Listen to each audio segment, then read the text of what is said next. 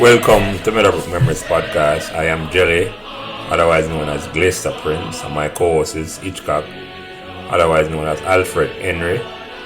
Our mission on this podcast series is to explore the stories behind the magic that was created at Meadowbrook. When over a span of 4 years, between 1982 and 1986, we saw the transformation of a small co-educational school with less than 1,200 students, 800 boys, 800 girls and 400 boys into a successful sports and scholastic champion, winning 7 major trophies, 3 Sunlight Cup, 2 Topping Cup, 1 Walker Cup and 1 Nutriment Shield. And to crown these achievements, Meadowbrook also produced 2 Rhodes Scholars, Cavell Creighton in 1987 and Andrea Wright in 1989, both graduates of Meadowbrook in 1983. In this podcast series, we'll be speaking to persons, both males and female, who are actively involved in this incredible journey, along with friends and staff at Meadowbrook, which inspired the environment which created this golden era. We hope you enjoy our discussion. Please give us as much support and encouragement as you can on whatever social media platform you are listening. Welcome and thanks for joining us. Today is Sunday, April 24th, 2022. Welcome back to Meadowbrook Memories, as I would say. This is conversation number 13. Our guest this week don't need an introduction, but as Tegre would say, let me give him a proper introduction. For this man, Meadowbrook was so nice, he came there twice, once in second farm for 2 weeks, and he spent 2 years in sixth farm on his second stint. In my mind, he's one of the most versatile and talented individuals who ever came to Meadowbrook. He was a member of the Cadet Corps. He was an excellent high jumper, the first man I ever saw in real time do the Fosbury flap. And for who don't know the Fosbury flap, we have to Google that. And was successful in doing it. He was more than a competent goalkeeper who could have played Manning Cup if he took the game seriously. He was a member of Meadowbrook School Challenge team. And last, but by no means least, he enhanced his cricketing skill while at Meadowbrook by playing a whole heap of catch shobby. So let me introduce you to our guest, because it would not be a story without Meadowbrook and world-renowned author, storyteller, Colin Channer. Channer, introduce yourself. Yeah, man, Jelly, man. Me, man, Channer. Yeah, man, Hitchcock. Me, man, Channer. Man. Yes. Yeah. Come, Channer. Yeah. So your story, as me say now, I forget the proper year and thing now. As me say in the introduction, you come there twice. And then officially you came there back in a sixth farm. So the first time you come to Meadowbrook now, I have to ask the opening question. And you can answer. Did you choose Meadowbrook or Meadowbrook chose you? Well, I think we choose each other. First time I came to Meadowbrook, I was in second farm at Arden. Arden was a really strict school, Church of God school, and I got suspended from school. But by the terms of the suspension, I was supposed to tell my mother. My mother was supposed to come into the school and talk to the principal. Well, I really couldn't tell my mother that. So my next door neighbor, Philip Daly, went to Meadowbrook. So boy, I'm just get up in the morning and just go up to Meadowbrook and meet Philip and just stay the whole day in a Philip class. And just ride out the suspension.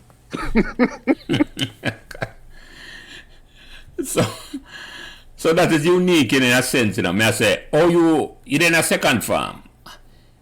You know, say you forgot school. What time you know go school come down? Now we call it devotion and everything. You just show up a class.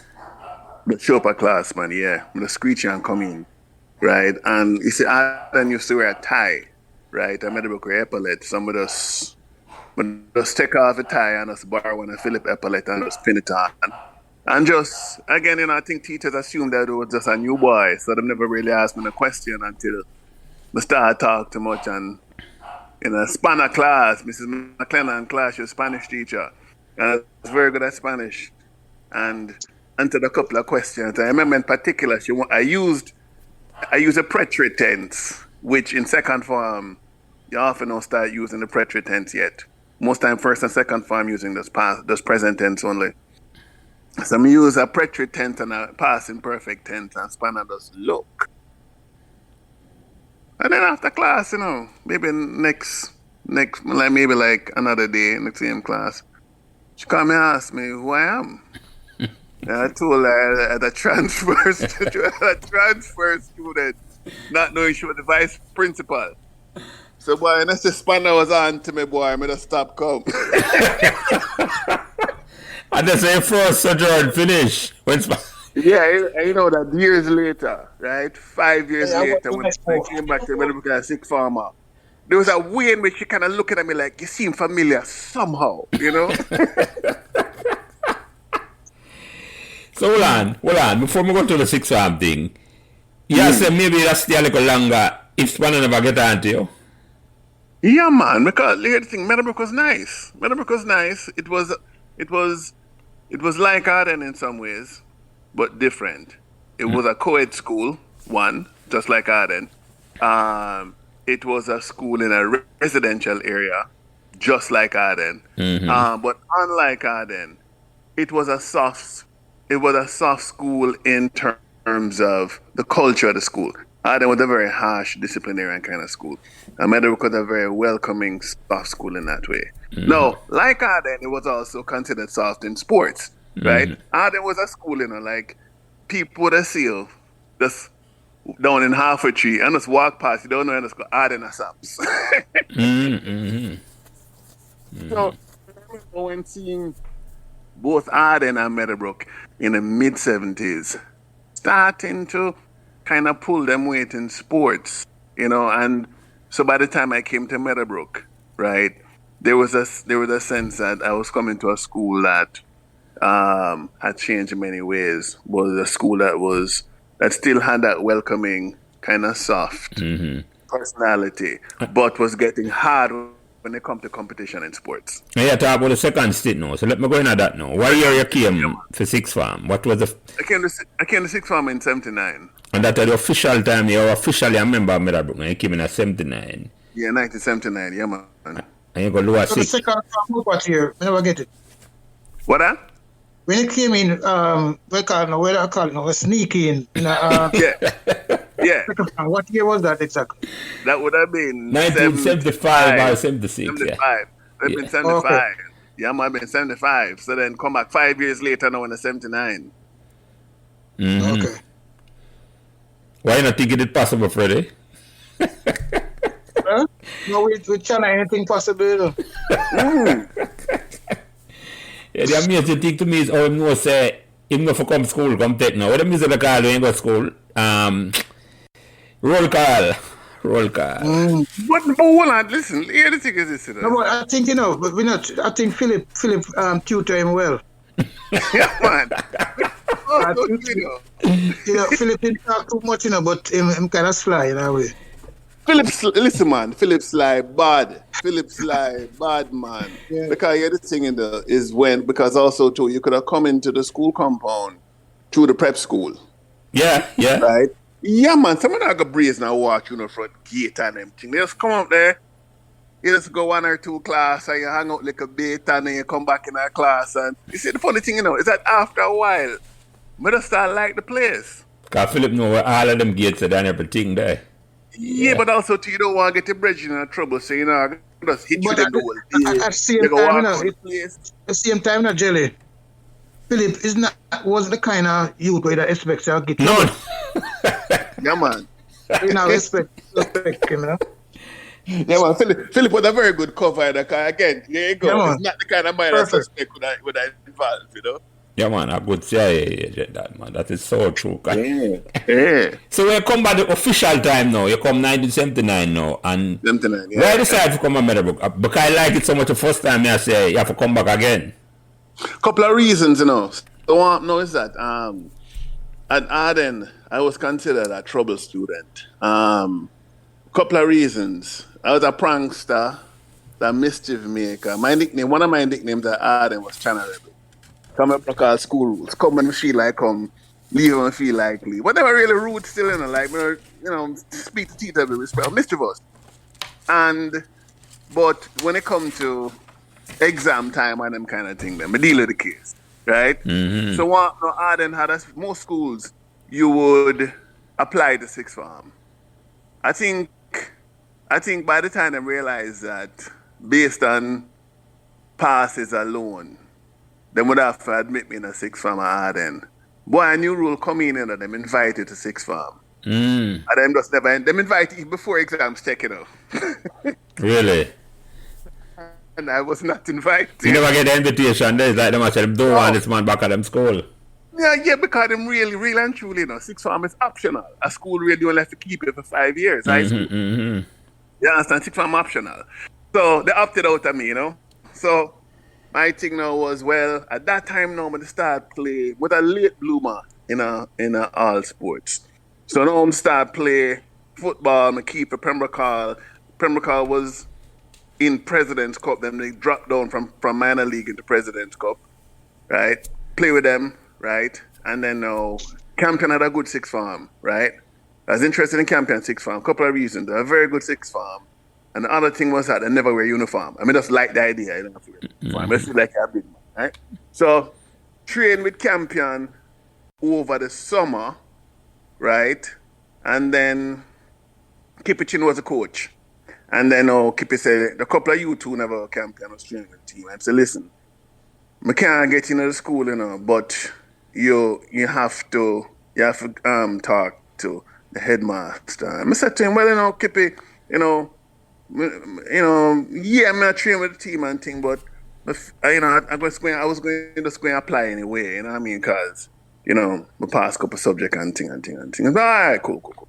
So when I went to see the headmaster, so many people wanted to go to Campion. The secretary gave everybody a number and said, come back. So I might have gone there at like 10 o'clock in the morning, and say, come back 2 o'clock. I'm not the kind of kid and I say kid because when I came to Meadowbrook in sixth form, I was 15 years old. Mm-hmm. You understand? So I'm not the kind of kid where you can get them kind of hours there to really manage and come back. Boy, I know the time fly up, I gone to New Kingston, I gone all about, and blow, I couldn't make it back. When right time reached back at Campion, all interviews done. Mm-hmm. I couldn't go home now. I said, I'm in school. I'm going to say, right in Meadowbrook. Mm-hmm. I was not far from home, so I could have reached there. And I said, boy, when we reached Meadowbrook now, it was, kind of sometimes teachers are there later in the afternoon. Mm-hmm. And I went. And because I had my papers and thing on me, I went, right? And that is how I got into Meadowbrook. And that day I went in there. I remember I saw Essie Gardner was there. So it might have been a thing where they took the papers and then said to come back maybe the next week or something like that. Because I remember seeing Essie Gardner and Carol Grant. Essie came from St. Catherine. Carol Grant came from, I think, York Castle. Mm-hmm. I remember seeing them when we were sort of new admits. Yeah, man. Mm-hmm. So, for the record, how much subject did you have? You say pass a couple subjects. About 9, 10, so, all of it. Freddie, you're the one that's a glass over that and that's... No, but them thing that like, listen, man. No. Hear what, Jelly. Here the thing is this, Jelly. You see, at all levels, you see anything up to say sixth form is really recall, If you can remember, because it's not exams that test your ability to use information, just to retain it. So I had a good memory, so I could have swat and do it. You could have. No, why me ask? I'm gonna tell you why me ask. Because when we first take hold of it, you know how much we get. You have an idea how much subject me pass. Just for the record. First time. The first time, you take it 2 times. The first time, yeah. I don't know how much. 2. See there? Yeah, right. But you take it back again though, right? Yeah, I'm gonna take it back again because by that time, me get the gist. I know for pass, I know for SWAT and pass and take exam. Right. Listen, man. Yeah, that thing. thing named past paper. You have to know Yes, if you use yes. them thing there. Yeah. Me learn about that afterwards, Colin. You're right. You look what you learn. You mature quicker than when you come to that. Me learn about that after. Me I say, what me happen? But yeah, yeah. It's a different kind of upbringing, because you see with me now, me know about the past people on the street. Mm-hmm. I have a brethren here and there. I go a different school and them know a little loophole they can get one. But jelly in a permacar, that's the one place. Right. But No, Right. right. That is so true, friend. And the man who know it now circulated to me. That is so true. That is so true, yeah. No, The but I street, want to tell you, and on the street. right, but Freddie, you want to know, like, listen, the trail we come from, we were walking distance from each other. Yeah, na Kingston right? 20 era, yeah. Yeah, Marvel you and then Permacal, yeah. The thing is, is that when you think of when we grew up, right, we was really the first generation of youth who they was fairly guaranteed that if you have a certain kind of ability, you could have go to you could have get secondary education. Because in my parents' generation, the eldest had to go and work and put the youngest one through schools because school they had to pay to go to high schools. Right? By the time we come up now, high school was free across the board. He still has some private schools. So I think there was that kind of sense there when we come in now, right?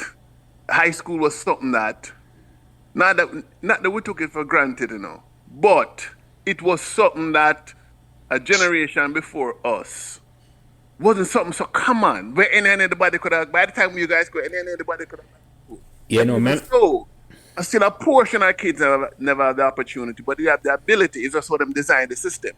So, with things like, as Freddie said, the past papers and things like that, you have to learn them kind of thing there because if somebody don't tell you about it, you're not gonna know. No. If this is something you need to do. You understand? Which is why me and other teacher, me kind of teach students how to learn. Right? And Freddie, that teacher too. Make sure that Freddie the same thing. Yeah. Yeah, man. You call that a self-discovery method of teaching. Socrates method. Yeah. Aye. Because you want to think that me didn't know say right? Say if me, cause my mother's a crabby to one, My father died from me about 12, right? And my parents were divorced when I was they separated when I was about 6, never get divorced till about 10 because divorce part get dragged out. That's a whole other story, because them times in Jamaica the word divorce was, people whisper the word like divorce, whisper cancer or later age. Right? Yeah. Pariah. You're pariah if your parents divorce. You're pariah. You understand? Yeah. So anything in that school, they know his parents are divorced, right, good, right? So my mother's a lady, My mother is a lady come from country and she make her way in her life with a pharmacist. My mother come from a family that never rate her. She feels her own mother never love her because my mother is a very dark woman whose mother was a very light-skinned woman, but who had her with a very dark man. My mother have a chip on her shoulder. My mother might have a brown man so her kids wouldn't be too dark. And she tell us, because she don't want nobody cuss her, pick them black like how they used to cuss her black when she grew up. So my mother has this thing, she's a lady now, she run the house like an area done. So she said to you, listen, if you don't do work, you're going to push hand cart. It's every time you say, man, I push a hand cart all full of coconut, I say, Lord, that can't be my life, Me's a man love arms out, but you know something? You're not going to Not so low. That's low, that's hard. Yeah. See, I'm going to push a cart full of coconut from half a you go pop in. I say, Jesus. So hold on. He said something that I can't gloss over that. So your mother actually tell you, say, she have to give nature's passport. That's why she married a brown skin man. Yeah, man. So, hey, listen, man. Jamaica, Jamaica was a dreadful place for the working people and the poor for centuries. I mean, even in our time. Right? In our time, right? I mean, listen, think about this tuna. It's Cornell Campbell and the DJ part was Ray, Cornell Campbell sing Roping. Rope riding, let me tell you what's going on. And the DJ Park come in. First time if you're black, me say you're happy, stay your back. First time if you're brown, me say you're cold and stick around. First time if you're white, said everything was alright. And that way, cause the first time he said that way, cause the white. And that is Jamaica we grew up in, let's be frank. Yeah, man, and listen, when I went to Meadowbrook in second form as a runway, Meadowbrook could have been a school in Meadowbrook could have been a school in Colombia. The Browning School, yes. Yeah. Go ahead, Freddie, go ahead. Oh, the story Colin talked about with the color thing. I don't know if you see the interview with Michael Rowling. Yeah, man. A similar thing, yeah. The same mother and father, and you know how Mrs. Rowling was half white, and Rowling was black.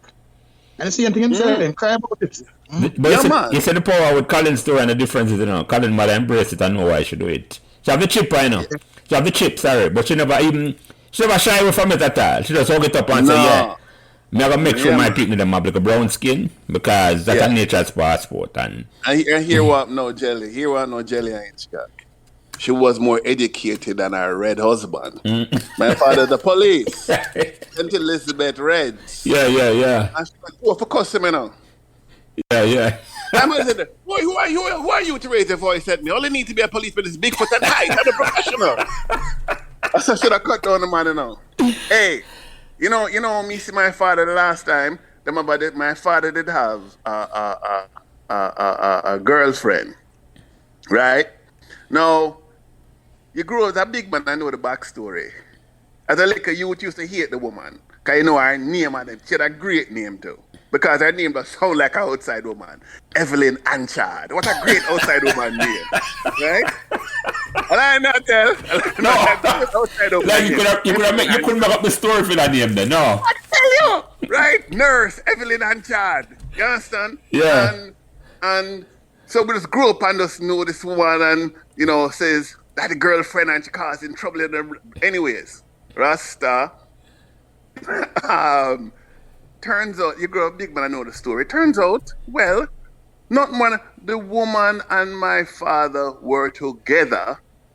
The woman went away to the States to study nursing. In the meantime, my father meet my mother. Him not tell her same of a woman. My parents get together. My parents get married. The woman comes back. So to her is like, no, ma, you owe me an explanation. So the whole thing never worked. I mean, my mother's 19, she married. They were young. You understand?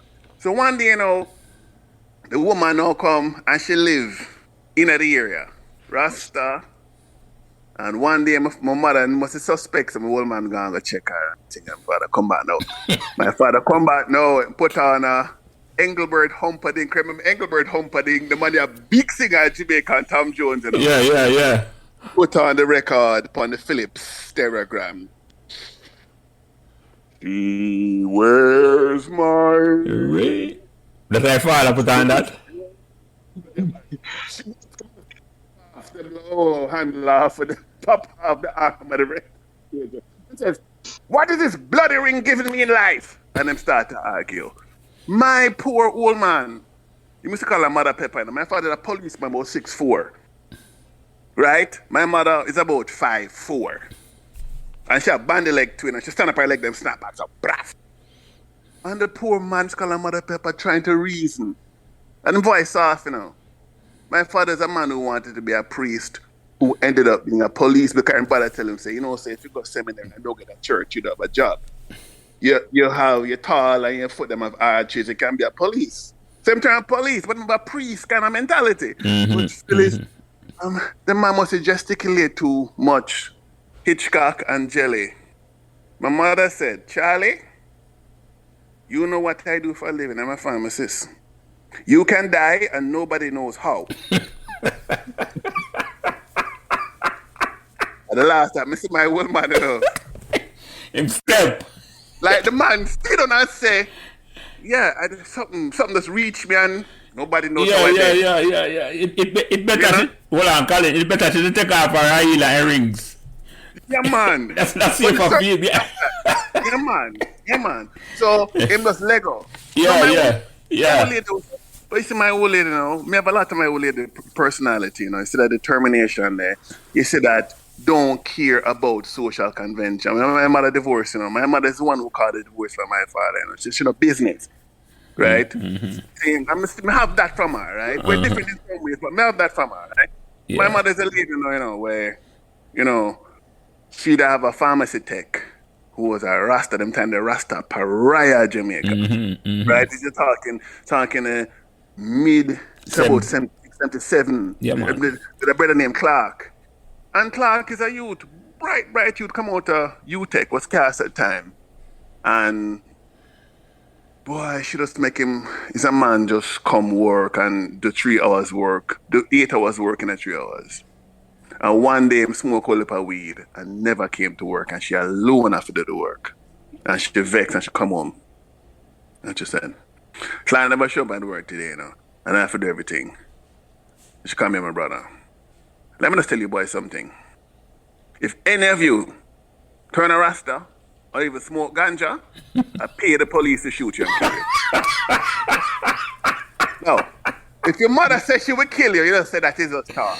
Yeah. When your mother have a plan, I will pay the police to do it. Me just set straight. Yeah, man. Me never see ganja up close till me come America. Me just stay far. It just hit in my brain. So what you saw at Meadowbrook was so much of it was one, me leave a strict school, Arden. Yeah. And the second thing, shortly after that, my mother migrated. So the strict mother is gone, the strict school is gone, and now we just have life to live. You're finally free. All right. So school that's so welcoming. Yeah. I hold on now. So you come to Meadowbrook now, and you come in, and a couple of questions. Apart, the first day I Meadowbrook now, you come in at the class, I know. Apart from Mr. Gardner and Carol Grant, do you remember? What's some of the people? What's some of the people you look at and say, but me know him. Colin Villiers, me didn't know Villiers from the early visit. Me didn't know Fergie, right? From being around, me didn't know Hitchcock, right? And Jim Roy from the neighborhood, right? Some people me didn't know by name, like Glaister Prince, right? Because Robert Dewitt used to go to Pembroke Primary School with you. And every day he used to come home my year and talk about two of them. Glaister Prince and Alvin Palmer. Glaister Prince and Alvin. And to me the name Glaister Prince was so ridiculous because it was like, it should have been like, the Prince Valiant comic strip. Prince Glaister or something like that. How somebody can name Glaister Prince who is not a real prince or a rock star? So me come here and broke down and say, the original Glaister Prince. Hitchcock, me to say Hitchcock keep, right? Me say Hitchcock keep, right? And me and my friend E.G. from here then used to go watch Hitchcock keep, right? Yeah, man. Because the thing with Hitchcock, E.G. we used to like that he wouldn't have the language to explain it at the time, like now. But what it was that Hitchcock did not have to do a lot of reflexes because his positioning was so well. Him just cut off, him can anticipate the ball, and him can cut out the angle so well. And guess what? Compared to the high time, but him on them so long, so them shut out him on, you can't sit up there at the goal block. So we used to like him footwork. So like, and again, we said, blow. Or the ball just seemed to come to him all the while. Well, you can't see the goal. Right. So, we used to know about Joseph Wood, right? Woody, come you see Philip talk. So a lot of people Philip used to talk about. Yeah, Woody in a Philip class, yeah.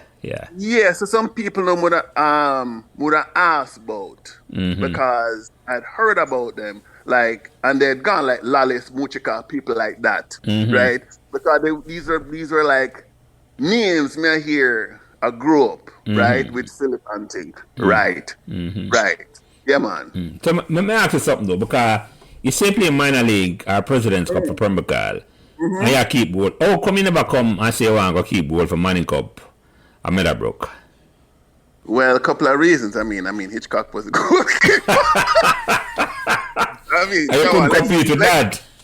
let's, it's a humbling thing. And I mean, come on. So you look now and say who is the reserve, and it was you named Bobby. Plus, what happened to? I came to school late. The team started training already. I said the team started training already, and actually, you know something that's my thing about it now. It's really funny, so it's really when me in a sixth form, but they start keep more. Freddie? What time of year President's Cup and Minor League play? During the summer, In the summer, right. In the summer, so you know it was? All right. But the final, you're going to play like a week or two before. All right. So you know what happened? I'm telling you what happened. When I came to Meadowbrook, when I was playing ball in the summer, when I was training with Campion team, I was playing out. Is when me in a sixth form already at Meadowbrook, because I was still 15. I could have played minor league and President's Cup. So that is when I played that whole summer, right? And then it was, I think by that time, it was either Piggy and Dentist, right? Piggy and Dentist was playing. But when you come with the because of Hitchcock a keep, man, you don't bother try them thing there. Yeah, because you mad, man. Because even Bobby was a good goalkeeper, but I mean Hitchcock put it this way, Hitchcock was an adult player in his ability and maturity and skill and understanding of the game and technical ability and just leadership qualities. It was just our age, but it was so much more mature as a person and as an athlete, right? In a cricket, in a football, anything on the other same. It's kind of funny to see him and Jim Rye is like, Jim Rye don't really talk, right? We used to just imagine Jim Rye voice as sounding like this, right? Jim, right? Hitchcock quiet, but Hitchcock is a man that talk and thing. And the thing with Hitchcock is this, and I think the same goes for all of the athletes at Meadowbrook as a culture. They were not athletes who never mix with everybody else. At some school, you can't go approach a blow athlete unless you live in an area and know him personally. Them man they are stark. And no, them youth they never move like that. Ira never move like that. Like Jim never move like that. No, never move so no. But they must just steady as just part of the whole thing. Yeah, a part of the thing, man. So go ahead, Freddie. It's after we leave school and you look at what usually happen. You realize that because there was not a Meadowbrook which make you believe you're different from everybody else. Everybody was a student, or just do it. That's it. Yeah. It's true, and it's true. And each time I tell you this, Rasta, is that you see, the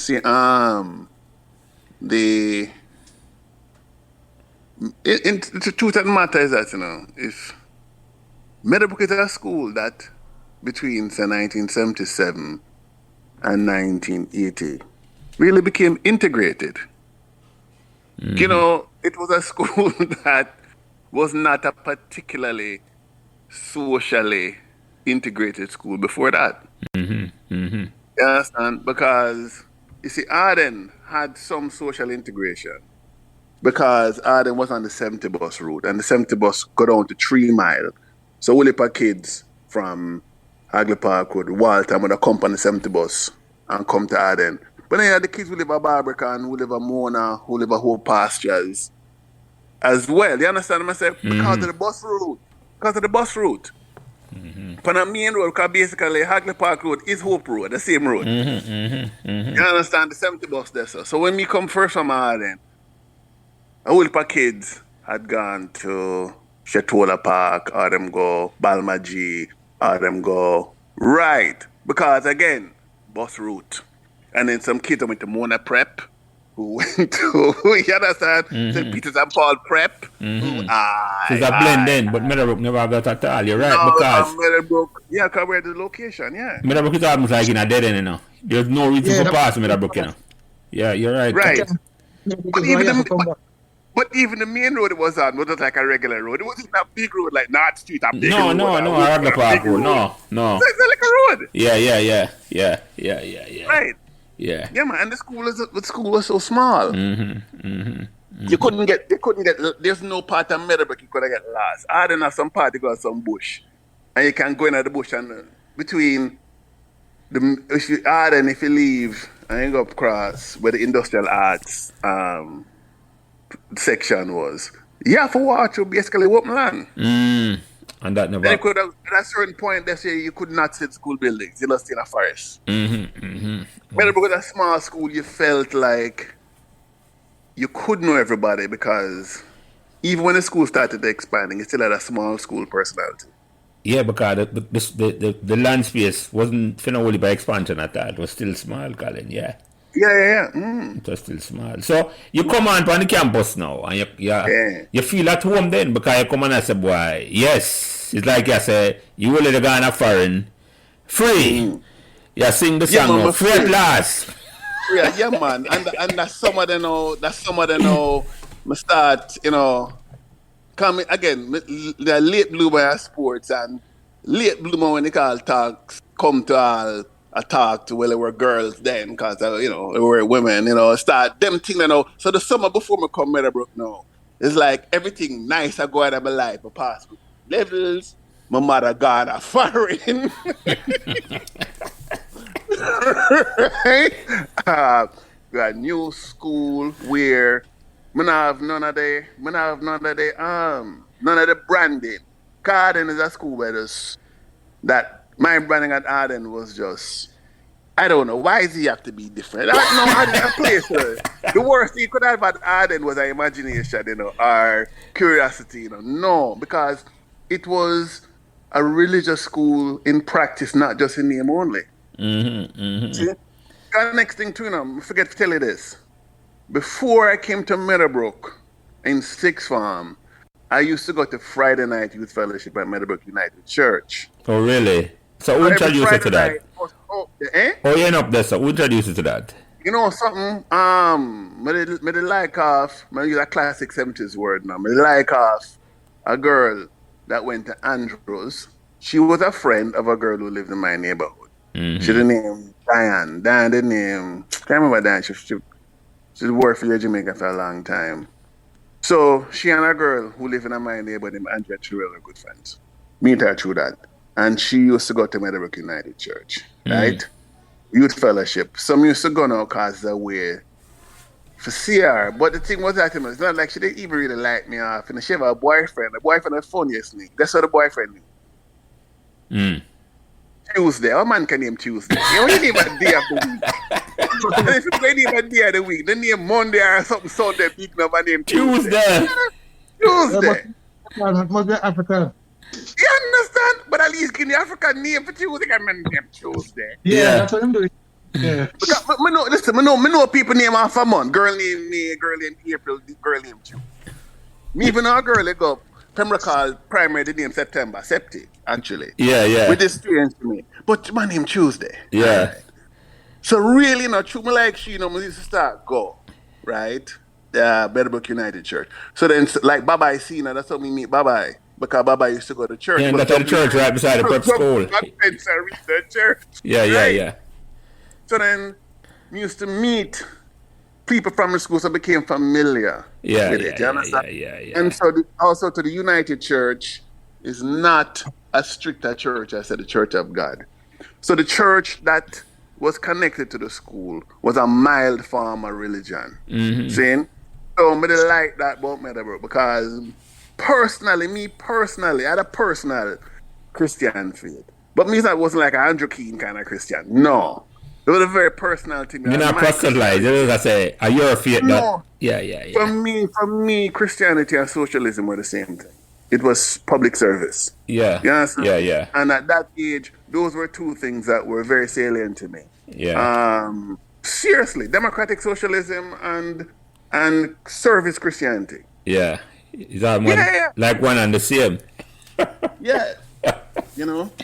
Yeah. And a virgin in interested girls, Especially my mother overseas, Yeah. So hold on, you come on now, and what? You see, you said in the cadet corps. You're in cadet at Arden. Join and drop out, join and drop out, join and drop out. So the last cadet now, Arden now was in cadet first farm, second farm. I'm a drop out third farm, fourth farm now. I mean, fourth farm are the best year in the schoolboy life because you're not like O level yet, but you're in the upper school. So, but the drop out the cadet. When I came to Meadowbrook now, Meadowbrook had a very good unit, right? Vivian Thomas, Gary Chin, Neville Foster, thing there, Panton, Deban Panton. Panton was drum major. But in our lower six, Panton left Meadowbrook to go to work at the Bank of Jamaican. There were some sort of banking exams you could take that were not based at a university, come from, I think, at some institute in England, that they can take and move up the ranks. So them lose them drum major and meet somebody. So I say, all right, tell you what, you know, me not cadet, me just do it, you know. And boy, one summer I went to, so there was a big annual camp, right, of all the units, including the independent unit IRA used to join, right? And went to a camp. The camp was at Monroe. And one summer, we learned every instrument for the whole cadet corps and do all of the proficiency exam then and come back and run the cadet, run the drum corps. Yeah. Feel like the frighten me, and if I feel, I just laugh off of myself. I feel like so much thing. Yeah. You understand? Can't remember you're comfortable play the drum corps like you're born in it, and I said, this brother, I'm a walk with the drum, and I said, no. Yeah. That's man, I just carry the instrument them at evening and practice them. So me come back. So after I go to camp in the summer, I come back at school, me take home the instrument them, one instrument a week, practice, bring it back. One instrument a week, practice, bring it back. Yeah, man. And just learn it and then, you know, yeah, make it work. So, give me a little bit about the high jump thing, or the fast barrel flap as I call it. Because I forgot you all that thing that was unique to me, I may say. Because I remember, Freddie, remember calling out the high jump, and then I got champs to go to the high jump. Come on, we got champs, come on, yeah, man. You know, I remember it at all. Well, it was, you know, Hitchcock, in my mind, it's forgettable, you know. Forgettable, man. The Embark got champs, but repeat what you say, Freddie. Repeat what you say. I went there. No, I said the jumps. Maybe the jumps. You're coming and out, Freddie. How are there? Was after me leave Meadowbrook. The drum, maybe. Maybe, you know, maybe. Maybe the second year when Calvin had 6 on, because you probably had left from Ghana, Michael. Yes, that's why I not remember the drum thing. Yeah. Right? So no, you see at Arden, at the jumping class 3 at Arden. I came to Meadowbrook now in a 6th farm. I was in class 1 never catch me in high school. Huh? So also the next thing to jelly. And each guy can bear this out too. In them at that era in Jamaica. Sometimes the motivation for sport was just to get gears, you know. You just like the idea of gears. Yeah, me can't relate to that. Yeah, I can get some free gears. Me can't relate to that, Colin. Yes. Not true, Hitchcock. Very true. Even, Yes, you know, mate. as a matter of fact, when I started coaching JC in 2005, I dropped a boy from the team because of the same thing. Because I tell him, say, I now give them the gears at the end of the season. And for him thing was big school like JC, you know, mean and gone. Yeah. Come me though. You see the next training session, we bring him a full set of gears. Start everything. And go home. I tell them now to come back. If I gears him come back, I can't get it. That was his ambition. But Fred, tell the truth. Before he was a coach, when he was a youth, you tell me say never sometimes to play for a kind of league side, I like the gears. No, honestly, because this thing is me just one place. So I see one time I used to make my own gears. Wow. I remember a time when we used to go downtown on Princess Street by they was playing sell cloth and thing. Yeah, man. I'm gonna buy the material and I carry it to my tailor and make my shirts and I couldn't buy a shirt. Right. So Right. get my own thing, come want to play. That's why me just care about the game. Come me want to play. Yeah. You know? Freddie at a different level than we are, Colin. You're better, Because, Freddie. You're better human yes, being exactly. than me. Because we can really take exactly what I said. Me I get a gears. Because, Yeah, man. But see, I don't know. I don't used to take back the gears, and I don't lend the gears, and a man play a man and go up on the can't wear them shirt to the neighborhood, you know. Right?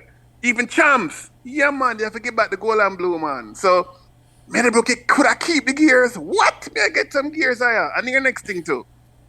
Again, you know, you see, at that age, so much of your life is whether you think on it consciously or not is how what make girls look at you. I mean, you're 15, 16, right? So you have to be good at you get the sense, say, it helps if you're good at something. Or it suggests you're good at something, right?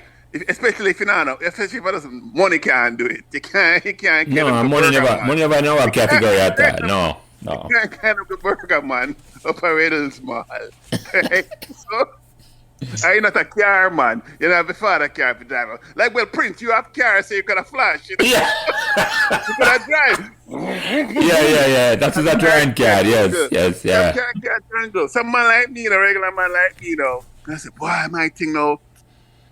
If somebody see all I wear a sports gears enough for your school, even if the school is not a hot school, I say, boy, at least I'm one rung up the ladder, right? That's also, in all honesty. I was tall. Gary Colton, they start jump too, and that time, Zelle was a big jumper in high school. Zelle from KC. Yeah, man, remember, I mean, champ, right? Yeah. And from JC, Poiser was a good jumper too. And then man used to jump straddle. The regular type. Yeah. Regular straddle. Yeah, man. But me as a man now, me used to read book. Me used to terrorize bookstore, you know. We used to teach book like nothing after school, you know. So you see all the songsters now. When I just go there and just read out a book, and he would have all these books on sports and thing, and just friend of the lady working at the place, and she let me read the book, them and till my teeth the book, and she don't see me again. And so me used to read all kind of books now on athletics. So me just read things on jumping, that there was this jump. Cause I used to watch it on Wide World of Sports too. Right? The thrill of victory and the agony of defeat. Can't miss when I said, right? So you used to see the Fosbury flap and thing, right? And then now my man, the games used to come. So like Deborah Brill from Canada and Canadian athletes that them used to.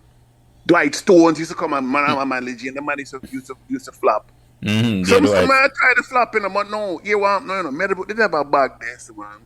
The bag they used to leave out the rain and rain wet with that jump bag, yeah. One man, and then now treat up on the field now, it get dusty. He say jump over and land on it. He just disappear in a cloud of dust, you know. Yeah. And Mr. Owen, I think was a coach. And Mr. Owen never really knew about the jumps. Me and Colton really train herself. Because the fitness thing, but the technical part of Mr. Owen couldn't help with. But we did well, We never disgraced the school of champs. No. And you get a set of gears so you can keep yourself. Yeah, get gears, man. Me have a picture of one of my gears. And gears them time the Colin, me fully remember, is when you get a sweatsuit top and bottom, Adidas sweatsuit top and bottom. Yeah, man. Freddie. Listen, man. Let me tell you this. The only people who had full, listen, I swear to bottom alone was enough. Yes. Listen, if you have top and bottom, he's a DJ. Yeah, man. You get that, just get a sweatsuit top and bottom because you don't things. I don't think you can afford it.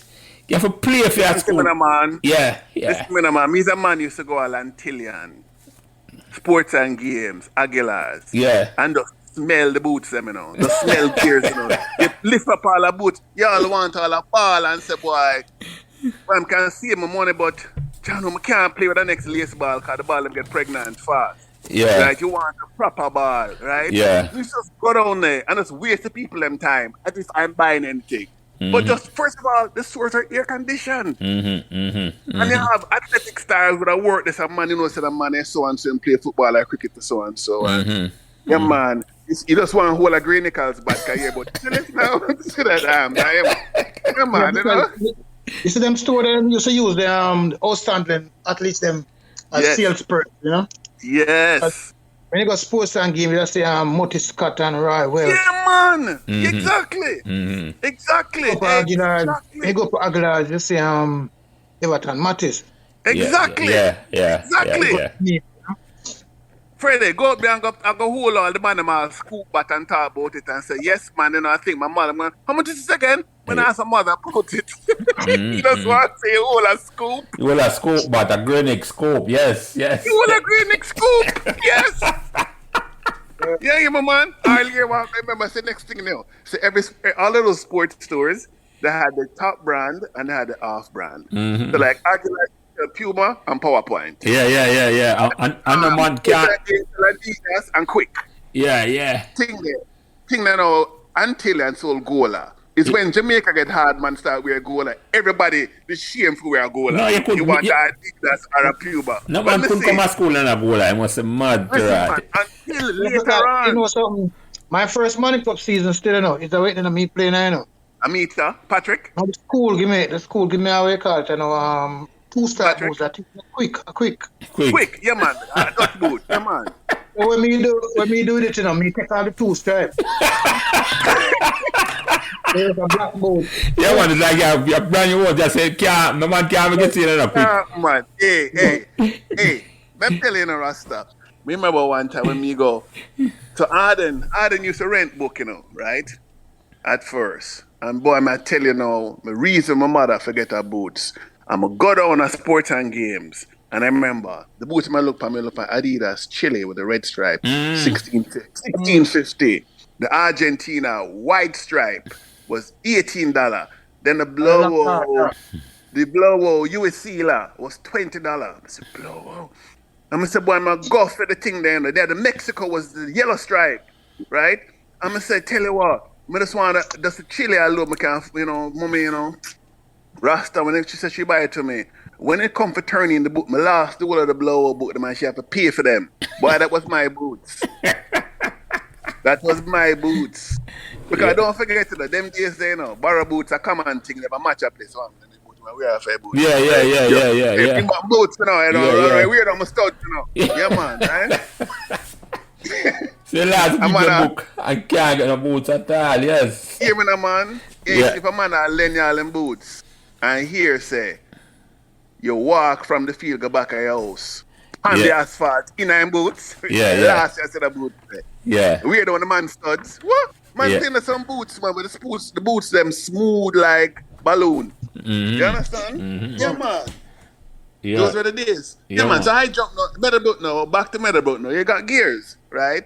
It was a nice looking gears to the dark blue top with the Adidas gears. And the sort of the green shorts with the Adidas. They're nice, man. Get us. I think we'd have to get spikes. I don't think we give you the spikes to keep. But you might get gears, man. Yeah, man. So, all right, did that Meadowbrook now 15, and I can't leave out this, because I come up to you with a little more thing, but you get involved in the school challenge. How that story they go? Because you never go for the school challenge team.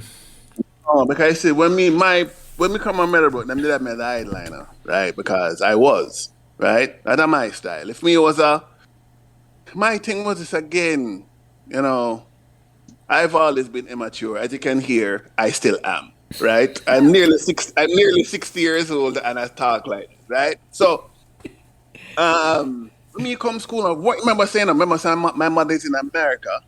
My brother is at Cast. Right, so I'm a big youth. Him don't live on campus, but he's there a lot. My older sister, lives in the Middle East in Jordan, right, where she is a food and beverage caterer, right. So I was kind of unsupervised. I have a free time to myself. I used to buy racehorse wool. So Wednesdays, for example, I can't come to school real because I have a racer when I came on a spark. Come on, right? And I used to come to school. But let's feel say, sixth form, you take maybe 3 classes, 4 with GP. But just before my class, but you're really supposed to come from it, start, and me wasn't that. Or if I come and work now, first thing I'm come and was a big decision. I had to be a prefect because I was a sixth former. Mm-hmm. Oh, geez. Wow, this is kind of a dilemma, right? Because in while, so me's all of you know, where you have for the gate duty and give detention to who come late, lock the gate. I'm walk down Meadowbrook High and tell them come over to this prep school side. Nobody come down there because the police down there. Prefect police down there go around so man. Yeah. One time I school class and I forget Mrs. Drummond. There was a literature class and the class and meet on the veranda. The veranda at the front of the school by Yeah, the man, hall. right on the top wall office was. Yeah, man, yeah. Yes, man, meet the sign on. And I got the early man in class, and me not coming on. And me send a late student round for come over the prep school and me hold down the barbed wire fence now for you to come over, And it was just too silent. Like I hear some ambience on Cara Drive, bird at chirp, I just hear nothing. And I look at my class, I sit up on the veranda and watch me, I made a sit about Jacob. Jacob looked at me and Jacob said, why am I becoming a friend with this guy? He's making me look bad. I'm a decent, upstanding citizen. Now I'm affiliated with this man because we do history together. Jesus! And literature together. Jesus! Robert Carr just looked at me and shake his head like he wants to say, shame, shame, shame. Right? I'm going to guess what I'm going to do? I walked by like I did not see them. Nothing happened. I just kept. Freddie. So two of them used to go on like them bright. We used to get on some report card that says, as a sixth former, Colin delights in his immature approach to scholarship. Have heard he's capable but have seen no written work. A frightening disappointment for an upper school student. Yeah. So them like, I'm listening to them, I said, but listen, it is lower 6, we have no exams to take. When I kill up on yourself for, because believe me, when it comes down to it, I'll be ready. Mm-hmm. So now, one day, Diego. Yeah, man, right? Because Diego, that money, Diego voice is very trembling. Colin, man, who are you for going so I don't worry. Colin, Diego voice. So hear me now? So now, I had one of, as I talk about it now, Rasta, water come on my eye, So one day, I met someone who changed my life. A teacher named Mrs. Laidlaw, Blossom Laidlaw. Right?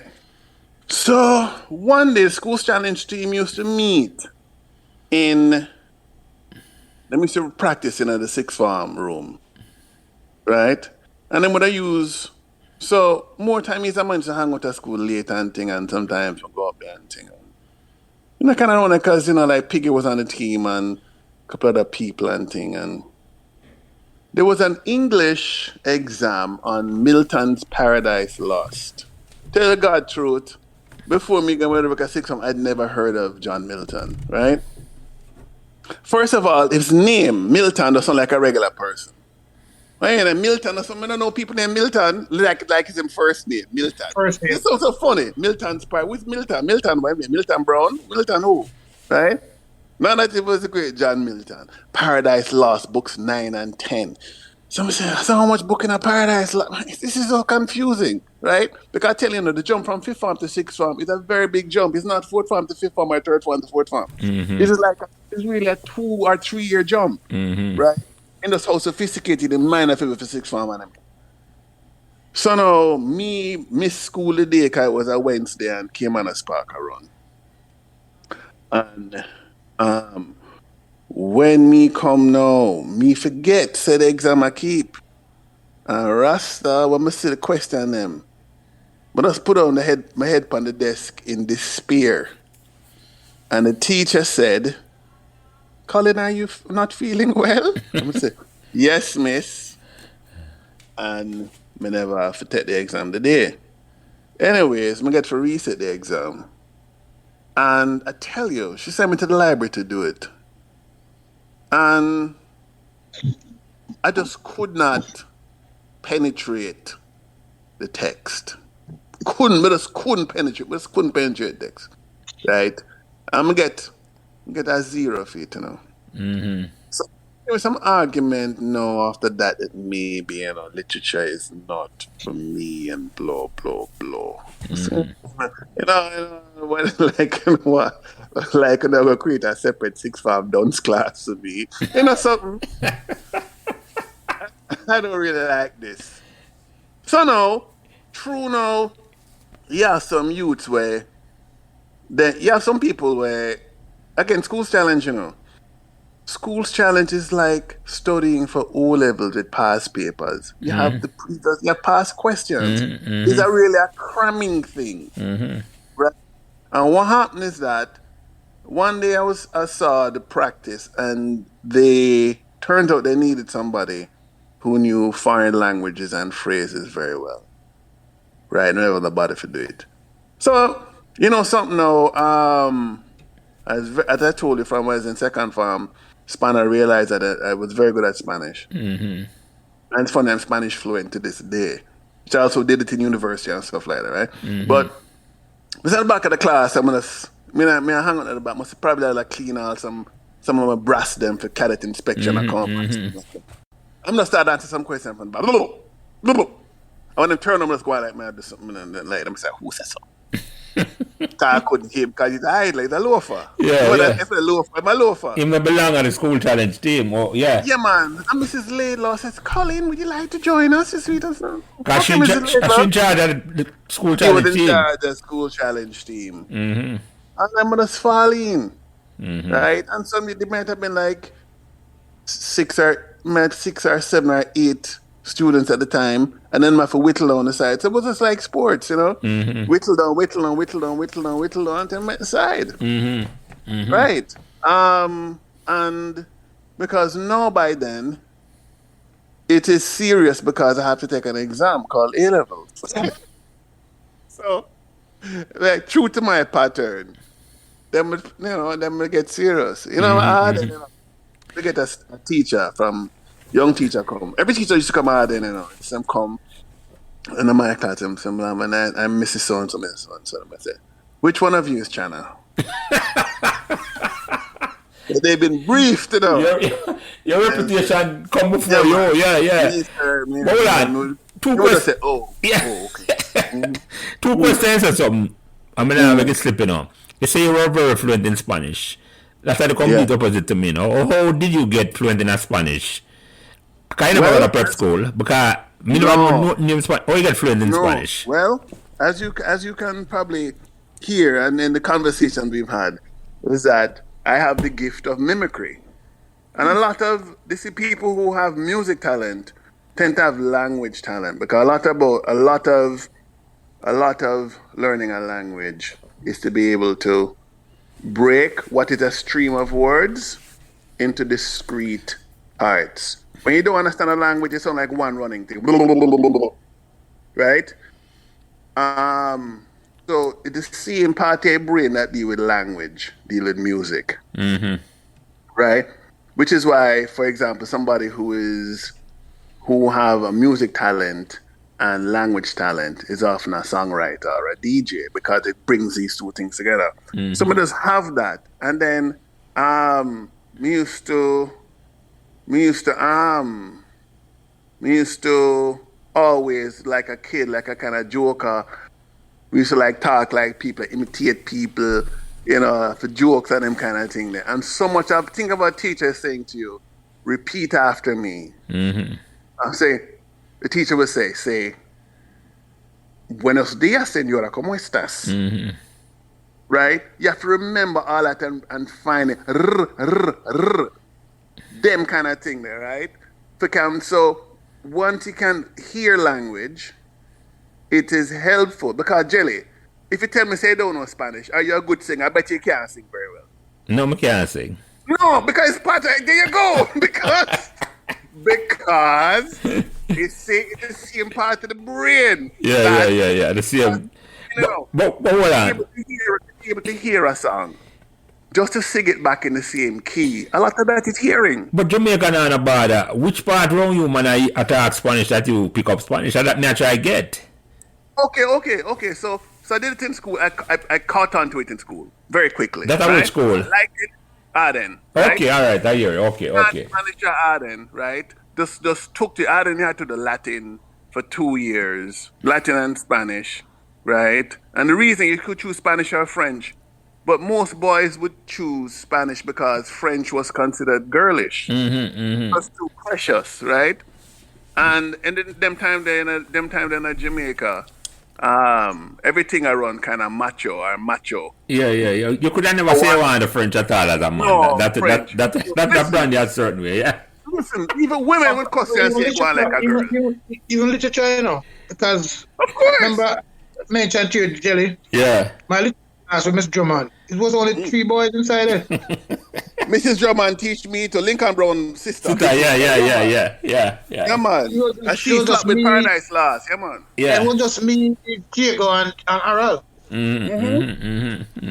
All right, Cameron. Big, Yeah. big Harold, right? Big Harold. Yeah, man. All right, Cameron. Yes. Yeah. It's like the coach, shot put and discuss. Yeah, man, yeah. So what, but this is the funny thing is this, You see, you're right. So even here the thing is this, Hey, boy, I love the reason, yeah, so.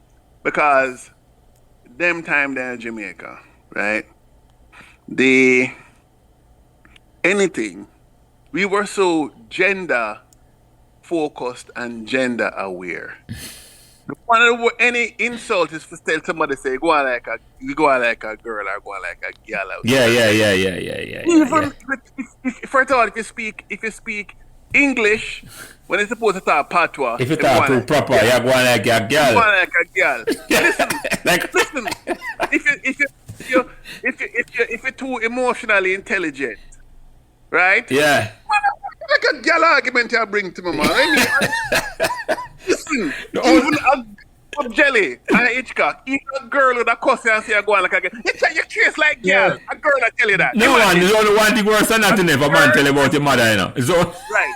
A girl is telling you, she's insulting you by saying you are like what she is. yeah. It's so ingrained in a way. Yeah, man, if a girl tell you that, she gonna say to you, I'm going like him a girl. I done the argument done. You have nothing Yeah, more man. to say, Colin. Nothing more, right? Tell imagine Jelly Hitchcock. Imagine, you're in high school or primary school. Yeah, man. Glaster Prince and Alfred Henry. They're not coming like two mother lashes. What? You have to go hide for 2 days, Colin. You have to hide for a week. You can't have anybody say that. My class fight.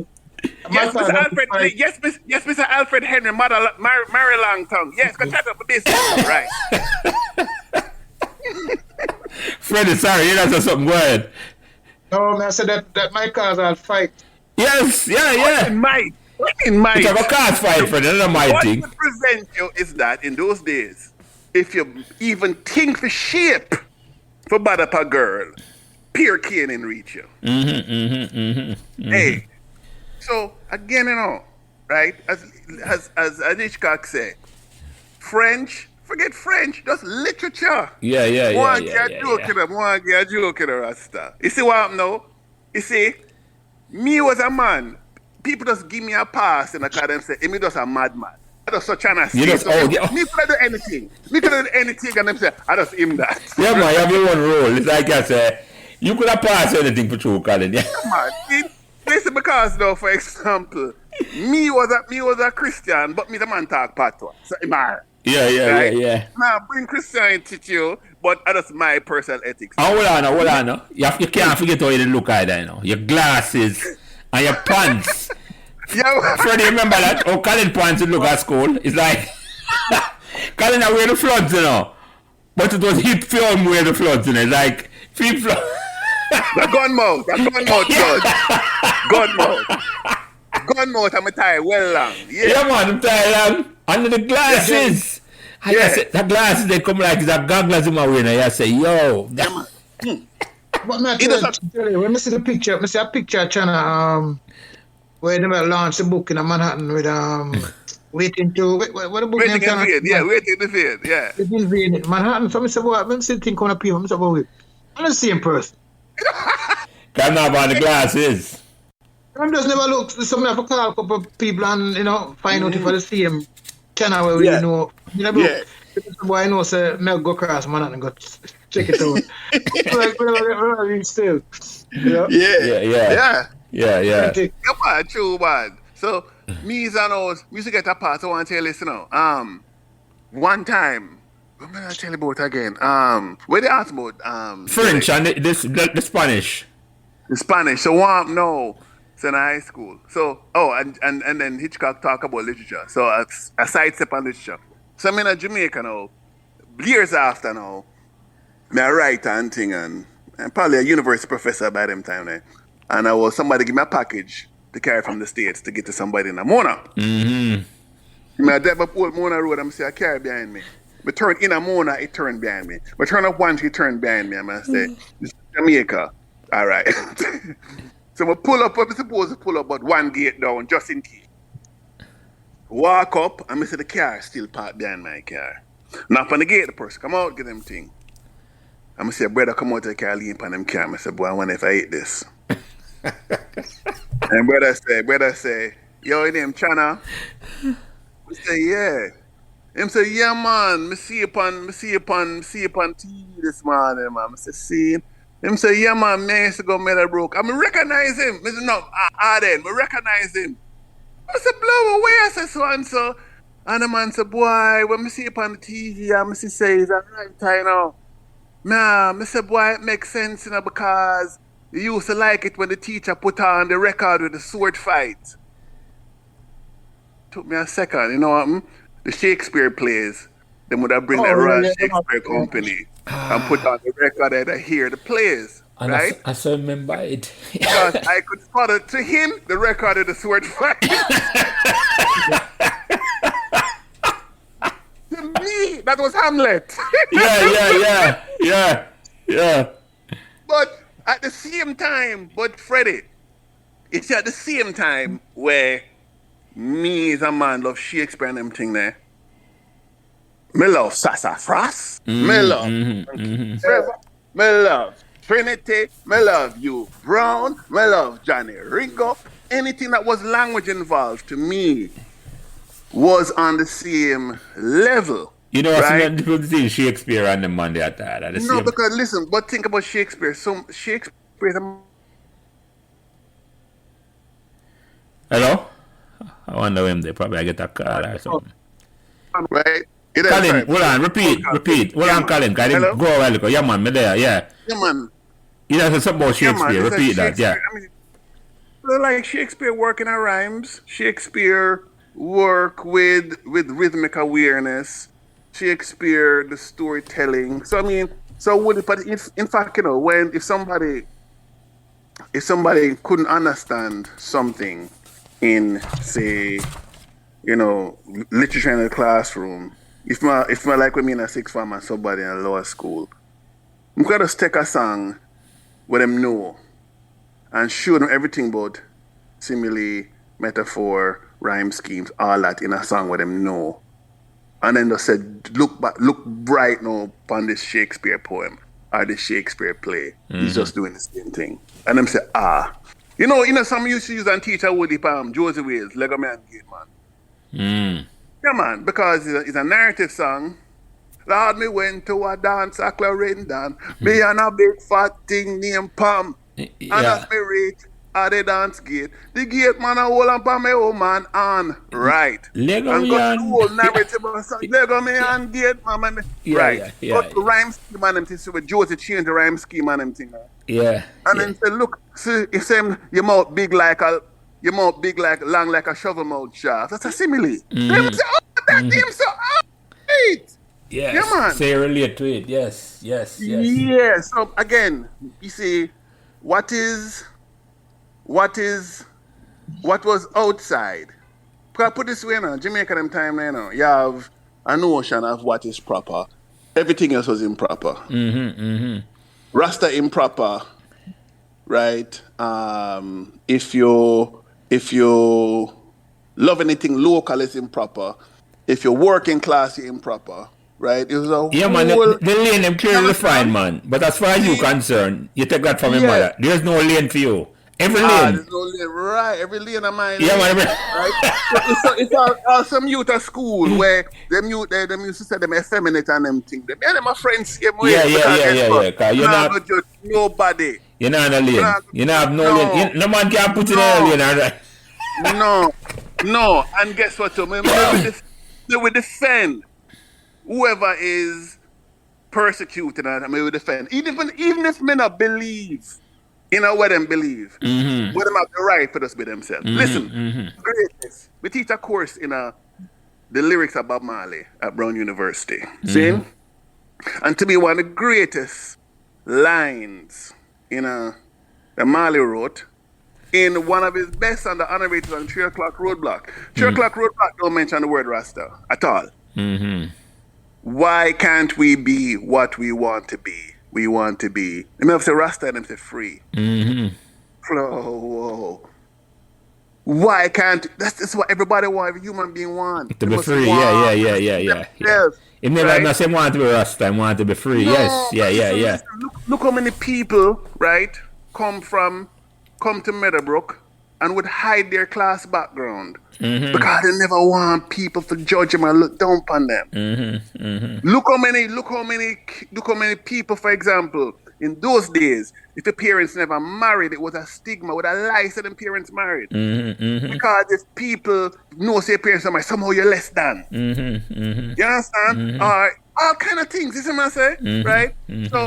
So all of this, right, to me, the classroom and in my surroundings, and me I try work out from that time there a version of myself that is true to me. To be free. And right, and when I see the people I say, boy, I just turn that, I just saw him stay. No man, you take after your mother's spirit, No lane there for you, You gotta make your own lane, They must say I'm a cuss bad out plenty like my mother too. I'm a cuss up. Yeah, man. My mother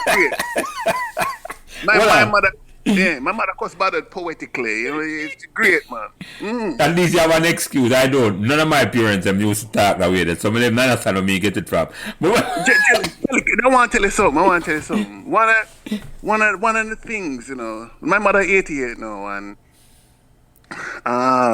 she get like a bit feeble and thing physically, and some of my memory go and thing, right? But you see, sometimes I read to Diana, man.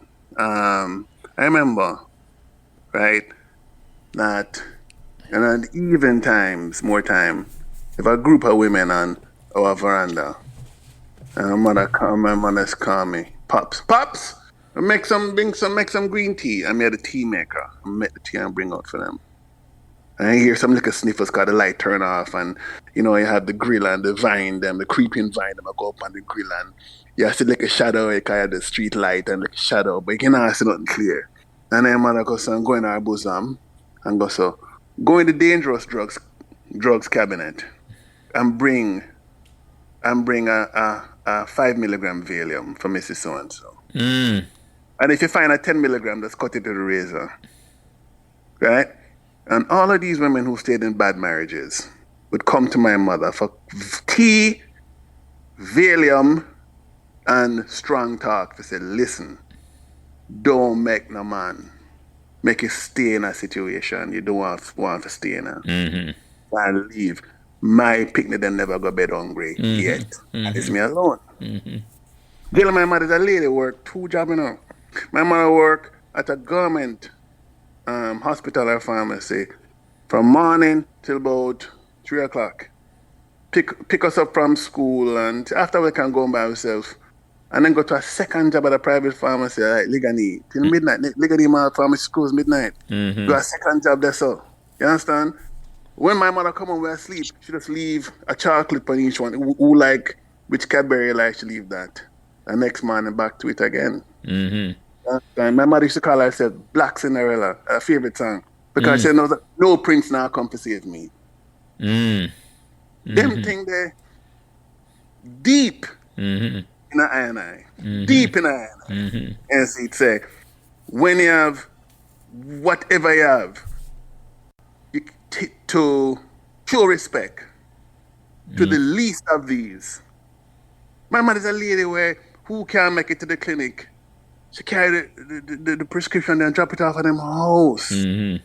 You understand? When my mother work at Trenchtown Clinic or my mother work at Range Clinic, Gardentown Clinic, right? Mother work at 3 Miles, right? She deal with the people with respect, like them as smaddy.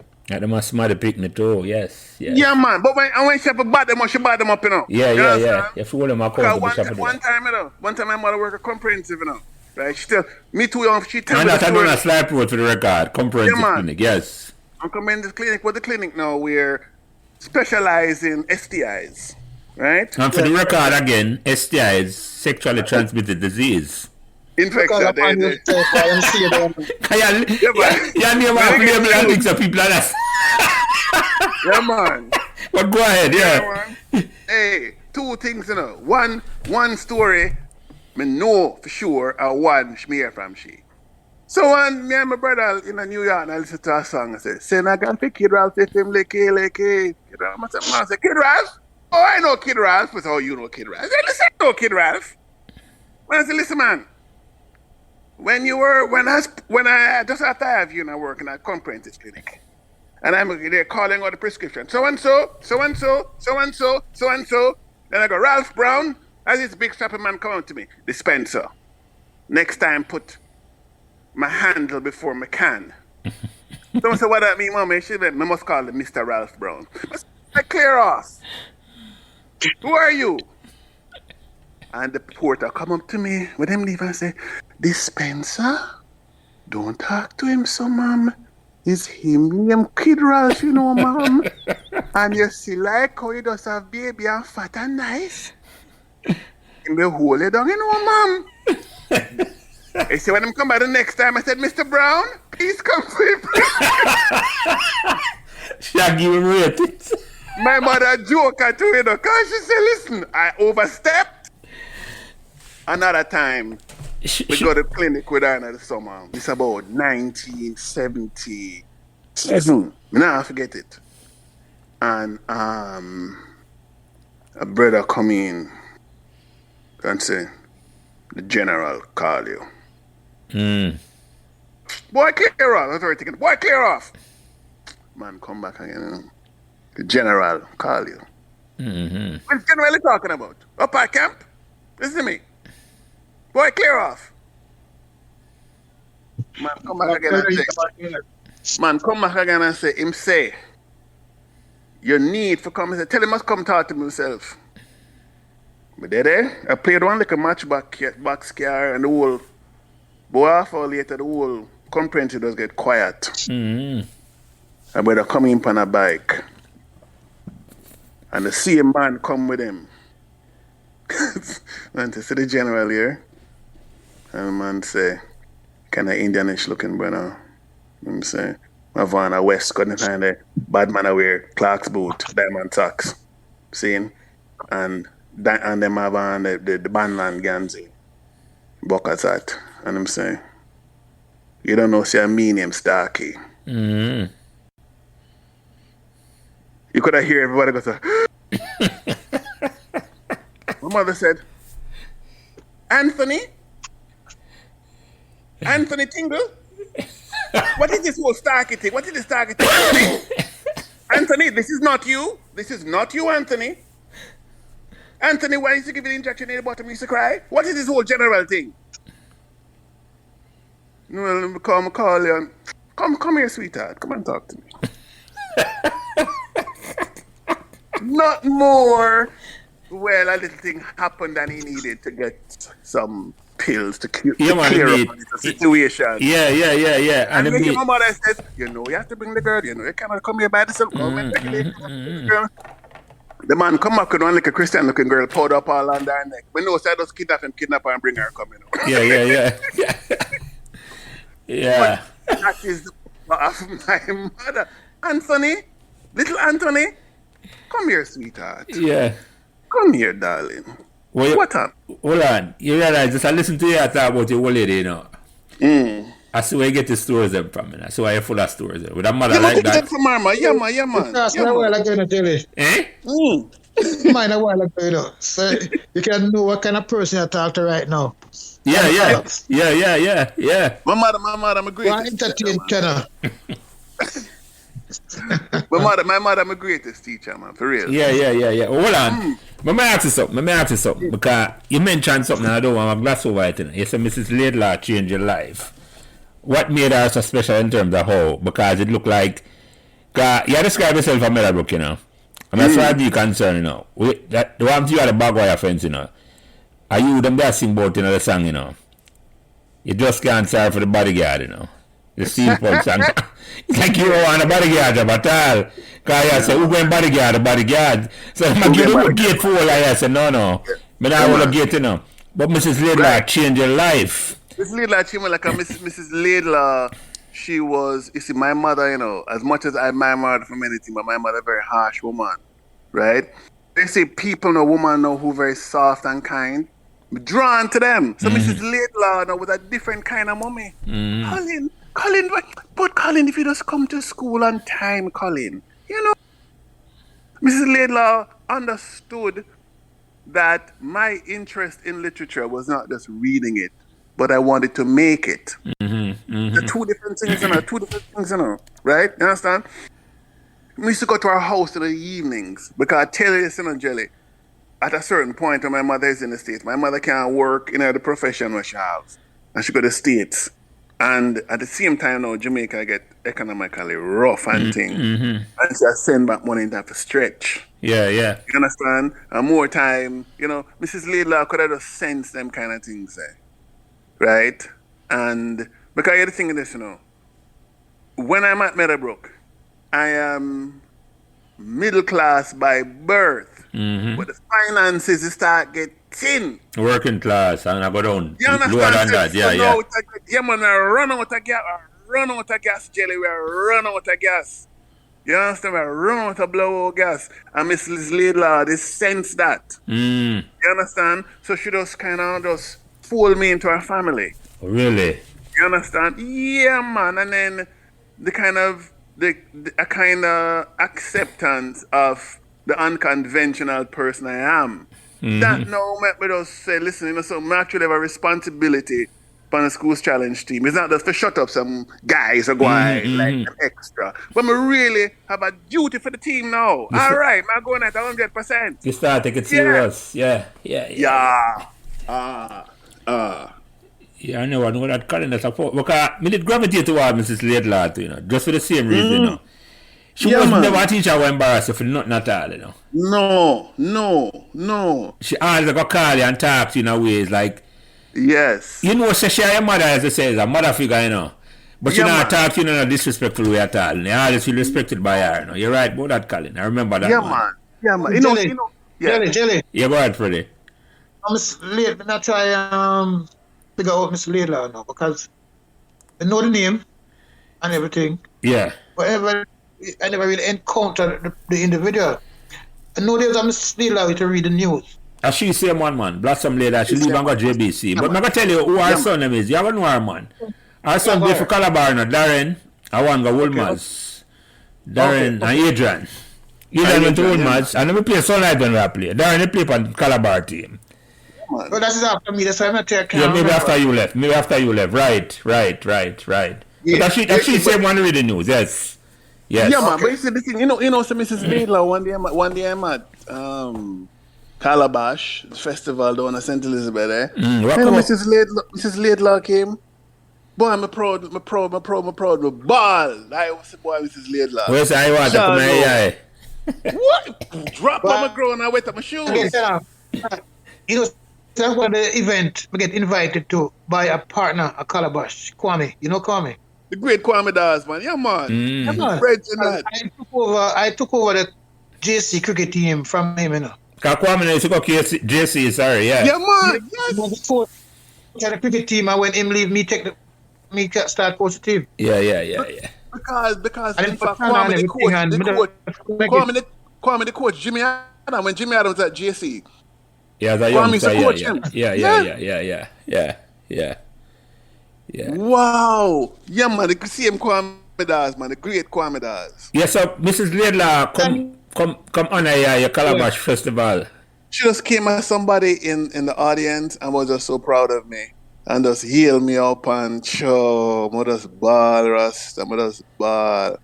Because I see them kind of, you looking back at it now, you see, the idea of being a writer and everything there. It started from them time now, right? But come also, up to that, yeah. Yeah, man, but also to the kind of teacher, a teacher that can get you to work to your best, for you, make you find a way to do it. She was one of them teachers. Kind of look like that's how the transition started in your mind, because up until that time, you just consider yourself a go through life as a troublemaker. No, but you see, I always had something. But what it is that I could imagine myself being anything. Yeah. All kind of things, right? Yeah. But the idea about, I want to tell you this. Me to start, my friend and some friend, used to step on the mouse a whole heap. And they used to say, boy, one day, the 80s or in the 90s or 2000s, them find a whole set of blow notepads. And it's me practicing to sign my name. And I don't think it was to sign checks. Yeah, somehow in my head, there would be somebody that people that would give autographs. It's so ridiculous. It's so ridiculous. Yeah. But hold on. Mrs. Leda inspired before or after you start write love letter now for the people them I come down and say, tell me that story now. Can you come to Meadowbrook now and you write love letter before you come to Meadowbrook? When you start a little bit harder right? And you write love letter for yourself first or afterwards? No. Never for yourself? No. Well, some of them days, letter writing was a thing because one is that, one, it was just, people in general wrote letters at that time, right? You correspond. People are pen pal and all them things. So kind of written correspondence was a thing, right?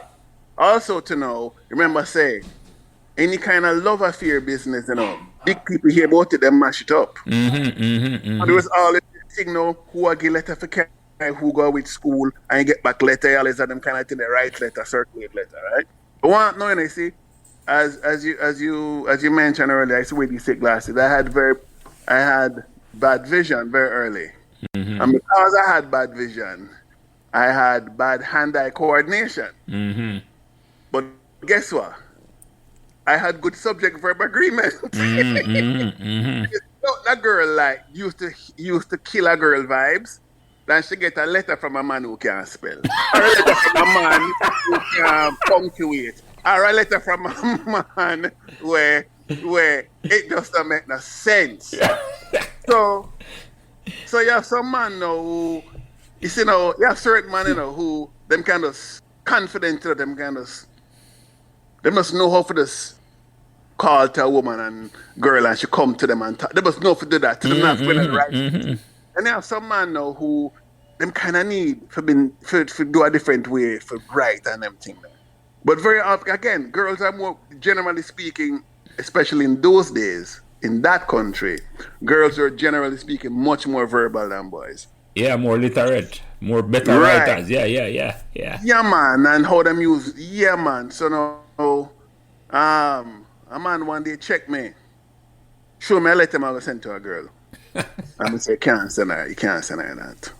So carry a draft come to you? Yeah, man, like my boss half, Yeah.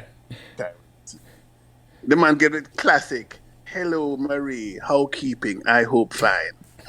I hope these few lines will come some more time. Right? No. I say, no, man. I say, no, you can't send her that, man. You can't send her that. So what should I say? I'm going to say, when he said to me, what should I say? My reply was to him, I need 2 sugar bun and a cheese and a back juice. You have a 53, but it's our class him. Yeah, man. Me became a food extortionist, man. Sugar bun extortionist. You want something? But you hear the great thing this now. When me now, I'm going to give him a letter and thing, right? So him say no, if he must just give this to me, him say, boy, this sound wicked. Hold on. Don't cut your story. 'Cause I want to get it proper. It's just the grammar you change, or you going to 50? No, man, the approach, everything. So hold on, no. See, when I tell me, so I just want to get this clear. You write 50 shades of grey from then.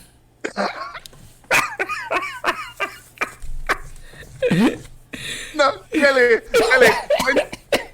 25 shades of khaki. And that, I don't know, but go ahead, because I understand. So it was the grammar you change. No, man, the whole approach. You were one of the original 50 Shades of Grey, man. But go ahead. Man. Again, they change the approach and everything, man. And, I keep the kernel away, my sister, Yeah. Right? And things. So, I'm right now. Him say, boy, if I'm to write it over, but I never trust him, can go to copy it. But wrong, yeah. No, I can't mess up my work. Jelly, me sit down on a step and watch him get the girl the letter. Mm-hmm. Gotta go like hard and walk away. I'm gonna watch the girl open the letter and watch expression on the girl's face. I'm gonna say to myself, I'm great. Just smile. She write him back. I'm gonna start lick back on her. Yeah. Here I get wicked now. Here it get wicked now, Jelly. Here get wicked now. One day, rumor start spread, say, like me have a talent. Right? One of your friend come check me for write a letter. So we gonna write a letter now from a girl point of view. Fair man. To a guy. Yeah. Yes, man. Right? She's trying to hold this sound. I said, nah, you need some good enough, but you need some touch up. I said, listen, you want now, right? I said to him, I tell you something now, right? I give you a secret. And anybody listen to this, you're free to use this secret. You're writing about complimenting him on everything him like about himself. If I figure the thing him don't like about himself and compliment him on that. I give this now to all the ladies who are listening now, if you want. Yeah, man. Free advice to the ladies who are listening. If you want to impress your man, take it from the expert. Go ahead. Come on. When I come to Meadowbrook now, right? There was, so here's the thing now. When we come to Meadowbrook now, right? My brother and female friend them, they were very concerned about me. Because I always round girls, but I don't seem to be interested in them. Remember one day them said to me, one day the man them, come on man, the man them in the room, and say, yo, I want to talk to you. You not check the girl. Nah, check the girl. I let her read book.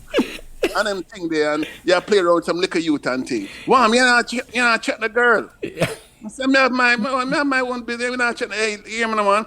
And them start talk about some, like, for them friend, them liquor brother, or them a check girl already and have girlfriend. Yeah. Well, I'm still, like the man them suspicious me, you know? And thing, you know what I'm saying? Yeah, man, he's a man, come the man could have dance and them thing between us. I don't go party and just dance and set up yourself and going like a blow idiot. You know, check the girl. You know what I'm saying? So the man said, no. The man said, listen, so all them girls, they always there on them. Man said, nah, Marley see him on girls, man. Girls are, but I'm not a nut with them. And then a man asked me a great question. So we and them do? So we just talk, the man say, where a man and a woman could have find to talk about. Because in those days, men and women lived in separate worlds. Yeah, man. Yes. Hey, listen, man. Girls and boys. Right. I'm just talk. But guess what now? It's a being around, no man. If I understand, no man. So, one of them girl and I'm used to their own now, I'm Meadowbrook. She'd have a boyfriend and she'd a hot girl too, popular girl and thing. And her boy, the man she deal is a bigger man too, right? One of them girl and I still farm, but about man, and I'm 20s and them. Yeah, and the brother used to just have some difficulties and she used to talk to me, channel and blah blah. Because so when 6 farm people feel they can counsel them, the girls talking on those days, man, and I just don't know what to do. You know what I'm saying? If you write him a letter, I express a feeling. I don't know how to do that. I can write a letter for you. You really want to do that? I say, I'm going to write a letter for you. Letter for you. I said, I go someone, I'm going to draw a letter and fix it. The whole our friend them now start come to me now. Whoever advice to the love, whoever want a letter written, check Channer. And we do it for you. Take your reputation. I run to the school and I say, what do you mean? Love doctor. Come on. But again, you know, but you see to me, Jelly, you know, say, you see that's like how, right? You might all right. You might have stone man go as a youth and have no idea how that I go play in a cricket later on, just that accuracy. You don't know. So that kind of engagement in, cause guess again, you know, when we went to school, literature was something you read. You might write a one essay, but you never wrote a story in school. You never had to write a poem for school, unless it was just some extracurricular. Create the creative part of English, or even if you're doing a second language, the creative part that wasn't part of the curriculum. That was something you do on your own. Yeah. See? So I guess me, you know, I try make my own way. So I'm used to this, yeah, man, Mr. Write enough letter, man. But, the question I want to ask, you know, where do you think you get that skill from? I mean, you talk about your mother, and God bless her, still around at 88 and sound like she lose it same way. Did you get that skill from your old lady in terms of, say, the storytelling skill? But it's a special skill you have, you know. It's not the storytelling, you know. Because communicate to both male and female in the way you did, you know. I will tell you this. Our boy Jerry is a great question. I tell you, say, you know, say all New York Times interview me and them interview me good like you and Hitchcock interview, right? And I get to some deeper things and some observations about and trust me. So you see here, let us go back to Jamaica in the 1970s, early 1970s, late 1960s. We have one TV station, it's black and white. Right? And that TV station come off at 10 o'clock at night, late news. And after that, there's snow up on the TV. Right? You go up on any corner, how are people entertaining themselves? Talking. Right? You always have a man in your ear and say, yo, you need so-and-so to give you the drama, to tell you how it goes. There's always a person.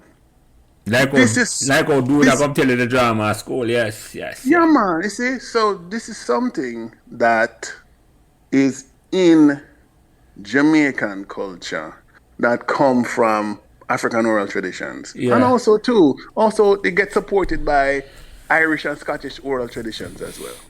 So we have that, and we don't have mass media like now. So talking was such an important part. Other thing too, don't forget that Jamaica is a place that had many ways of migration. People going to Cuba to work, people going to Panama to work, people going to England. People used to write letters back and forth were part of our life. See? So we grow up, you know, without thinking about it as people who are correspondents, right? Pen pal become a thing. How you connect with people overseas. In my pen, you used to see in the Star, pen pal wanting. Yeah, man, yeah. Pen pal in Germany, blah. Right. So that was it. Also, too, in primary school, there was something called penmanship. You learn to write. Yeah. Listen, really, a big moment in your life, Hitchcock, a big moment in your life, when they can say, I can write join up. Yeah. A big moment, that, you know? Yeah. You can write join up. Yeah. So, we come from that. In my household, my mother was somebody who is vivacious, and my mother too was not somebody who was prim. So my mother used a full range of Englishes available, from the English used in a bank to the English used in a bar. Your mother keep it real, man. Your mother keep it real. Yeah, you talk about your mother. Yes. My mother flexible them way there. You understand? You understand saying? And the thing, I think, because my father was out of the house by the time I was 6. I never had a strict male role model to say, that is a gender role I must adapt. You understand? So in many ways, then, I kind of have a freedom, right, for do things that people nowadays feel fine, but in those days might seem girlish. You understand? So if you're interested in a language things, me the man when me and Meadowbrook at 6th form, I go to the cookery at 3rd form class for learn to cook. Why? It was available in the curriculum. Man, I do cookery. But guess what? Me get a pass, cause guess what? I just channel that. Yeah, man, you could do that and get over it. Yes, yes. It's just like how certain things, it's like how Akka and Terryland could have get to it certain things, cause I just them that. Yeah. Right? Yeah. Me could have get to it because I could also do schoolwork. And everybody knows say my affiliation. Me never try push up and force up with Uptown. I wasn't that. So everybody know where my affiliations were, socially, politically, and all of that. You never do it because you climb socially. I look for gun No, away. You just have to say, No, I'm not frightened. No, exactly. Me never frightened for them things. You understand? Me never frightened. Me never frightened. So me just get love up my whole lady. Me learn that from my mother. And again, also to the widest, as we said, the widest society in Jamaica, that's where storytelling was part of. But let us not forget something great. We grew up in an era of great music. Just think of who was putting out music them time there. Burning Spear, Bob Marley, yeah, man. And the Dennis Brown, the rocksteady music of the 60s, yeah, man. Yeah, but they said the rocksteady was really covers, really reggae people. So we start right. Yeah. Our music a lot, Bob Andy, Blow, then the DJ called Trinity, Rankin Trevor. You have singers like even a man like Freddie McKay. The amount of writing that was going on in Jamaica. These are artists now that I use that I find the poetics in the Jamaican voice. Yo, Freddie, Jelly, when we grew up, if you were talking to a girl, you'd put on an American accent. Hey, baby, can I talk to you? Come over here. Right, come on, because our voice, our accent wasn't good enough. Yeah, man. You make love to the degree you can make love. Yeah, man. Yellow twang. You're twang in the bed. When Barry drink on the radio. Yeah. Come on. You gonna talk pastor to a girl in the bed them days, them man. You kill our vibe. You get this, yeah. What? Kill our vibes, man. But the name is coming over here. Me and him do everything nice. It must so raw, Charles. Yeah. Like no. And I'm like no. But, where the value of the Jamaican language changed. So all of this is being worked out through music. Tune in till the morning. The man I use a patois slang. Yeah. It's not. Golly, what? So hold on. Let me ask you something. You write the letter them now. Did you include certain Jamaican lingua in the letter, or it was just straight English? No, man, it depends. Jelly, I'm a writer for hire. I have to look at who's writing, who they're writing to, and see what works. Yeah, well, I'm Freddie. What is it, Freddie? Go ahead. They're trying to get what they need. Yeah. Come on. Depends on who the market is. That's what I mean. Yeah, man. Yeah. But again, I want to tell you this, right? Even some of the roots man, them in the hardcore roots man, man that wear cougar paw shoes and Clarks, and the man that wear Alcan construction boots, right? A long sleeve khaki shirt. When all the man that want a letter, see, they were the ones who would want the most official English. Because don't forget, right, that no matter what social class you came from in Jamaica in those days, you went to church. The language of church was not patois. The language of church was English. Yep.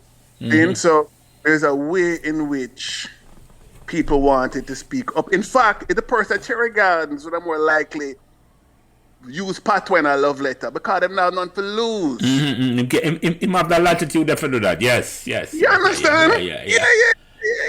No. See exactly what I say. I understand exactly what I say.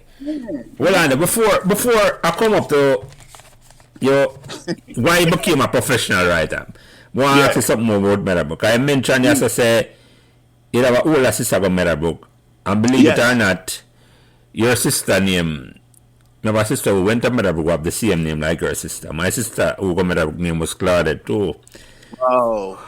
I never know that until I look on this and I say, right. And she transferred from all the childhood. All the childhood. Say that a Meadowbrook connection before.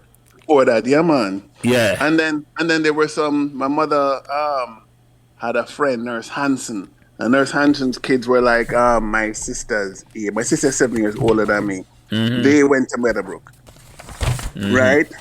How my sister ended up at Meadowbrook was that my sister was 12 when my parents them pull up, and it's very, very hard on her. So all of us went to Alpha Primary, right? And it was very, very hard on her, and she was very close to my father, and she'd never get through the exams. The dreaded common entrance, like no the common entrance. My mother, boy. My mother tell the story that she drive from school to school to school. What was the choice of your sister at the time in the 60s? Which school should I up about? I forgot a private high school or junior secondary school. I tried technical exam. Yeah. Right? And in Kingston, technically, they had Stats and Kingston Tech. Right? You had private high school, you had Grantham, you had Charlton, you had Gainstead. I don't think Warren Hall came on. Pryor was private, very expensive. Campion was private at the time, right? Then you had the junior secondary schools. So, my mom tell the story, Rasta. She drive go every school that is called a girls' school and tell the principal, say, it's her fault why her daughter never passed because she was the one who divorced her husband and confused the child. So my mother go and embarrass herself, to say, me, trust me, my daughter have the ability, but me cause it, right? And every school turn her down. And she go Meadowbrook, and Meadowbrook take her. Now Meadowbrook was a school, I'm going to tell you, say, the school there is known as a school of soft hands. It's a school of care. It's a school that translate its Christianity not into punishment, but into serving those people who are good in them soul and just need some help, Rasta. And so my sister went there, but she was not happy there, right? I think because she had friends who went to Holy Child, because Alpha is a Catholic school, so many kids would go Holy Child or Alpha, and she transferred and went to Holy Child. Yeah, but Meadowbrook got the transfer. Meadowbrook got Yeah, man. That is. I never knew that, Colin. That's a powerful story. So, yeah, man. And then later, Meadowbrook taking I. Yeah. Years later. But no, you're taking yourself. You're done qualified to become a Meadowbrook. Yeah, but So all right, now it sounds like you never take A-level because it sounds like you get through to become a foreign before A-level. Take A-level, man. You take A-level? Take A-level and have one extra year in Jamaica before me leave. Yeah, man. Oh, you take A-level? Okay. Yeah, I take A-level, Meadowbrook, man. Oh, yeah, 81. Yeah. A-level, man. My English, geography, history, and econ and GP. Okay. And guess why now? At the time, at the time I wanted to be a journalist, which is what I did become at first in the States. But they made open Caramac up at university, Caribbean Media and Communications. It was a new program, right? And they worked on an American model, right? Of semesters and everything. I never semester and everything in Jamaica. You get tested on one whole year of work, and if you fail, you just have to do over the whole year, right? And at the time, they had print journalism, radio and television production, audiovisual production, which dealt with videotape, because videotape was new. They had film, and then they had something else, right? One thing, though, you had to be able to type 50 words a minute to get in. Only woman in Jamaica type them days there. Yeah, man. No, I'm not gonna type. You know what though? My friend parents had a business. And we used to just go down there after. We used to go down there and try and practice and learn on the IBM Selectric. And then we put a piece of paper and color it with a pencil so the key, then print out and practice from a dining table. I pass typing test going. When I went up there, I interviewed, but I knew my mother was filing for me. So if I started UA, I would have to leave. And the way that UA was structured, I wouldn't get the equivalent time when I came to the States. Yeah, you wouldn't get the credit. Yeah. Wouldn't get the same rare, man. So we do a year out of school, me and my friend Bruce, I hang out and thing, and then I came to the States. Some of the A-levels I Meadowbrook and thing. Get into UA, but never went. You never bought, because almost like it a waste of time. Because you leave UA after 1 year, it now make a difference when you come a foreigner. So them not rate it. It's like but also too because part of the thing was that the courses, it was hard. What a course I studied in America would be 3 separate courses. Might be 1 course at UA. You get 1 course credit, and you have to redo so much stuff. It wasn't so legible. Yeah, man. Yeah. All right. So you learn a foreigner now. This is why you're coming. You learn a foreigner now. 83. Wait there, I can't hear you. What year you learn a foreign? Sorry. 1982, July 1982. Okay, 82. Okay, 82. Yeah, 1 year. Yeah, okay. 1 year after, yeah, man. So at what point you in a foreign? How long after in a foreign you realize, but this writing again, I can't eat a food after it? Long time. At first, actually, what I was interested in was for me late reading was just a lifelong pleasure. And actually in university I did TV, right? But I met a young professor named Frank Brown, and Frank said, if you do print journalism classes, you can do a lot of freelance writing in New York because a lot of the magazines and big magazines, newspapers were based there. So I took a lot of print journalism courses. And that even the professor say, you're a talented writer and thing. And him linked me up on some freelance gigs. If him couldn't do a gig, he would have handed it over to me. And by my second year in a university, I could write well enough to be published in little magazines and stuff like that in New York till eventually work up to the bigger ones, right? But the fiction writing came late. That came way after that, where I had to have an eye surgery. What you were seeing in high school with all that squinting and stuff. I have this thing named keratoconus, which is the cornea gets thin. And so I had to have my corneas replaced. And then that just gave me a kind of downtime. Months of downtime to really think about what I really to do. It turns out, I wanted to be a novelist, but the idea seems so ridiculous growing up in Jamaica. I wanted to be a journalist for a couple of reasons. Journalism was a kind of writing that it seemed you need a university education for. And there were 2 role models I had in Jamaica. One was Errol Thompson, E.T. on the radio, who had gone to Howard, right? So the idea of somebody going to university and working in media. And E.T. was somebody who was very close to the Wailers, and them used to love soul music, Al Green and them thing there. Mikey Dredd used to be on the radio, Mikey Campbell, right, was a family friend. And he'd gone to Ryerson Polytech in Canada and had gone to Cass, right? So, and then Arthur Kitchen, who became a lawyer, who was a journalist at the Daily News, who was a Rasta.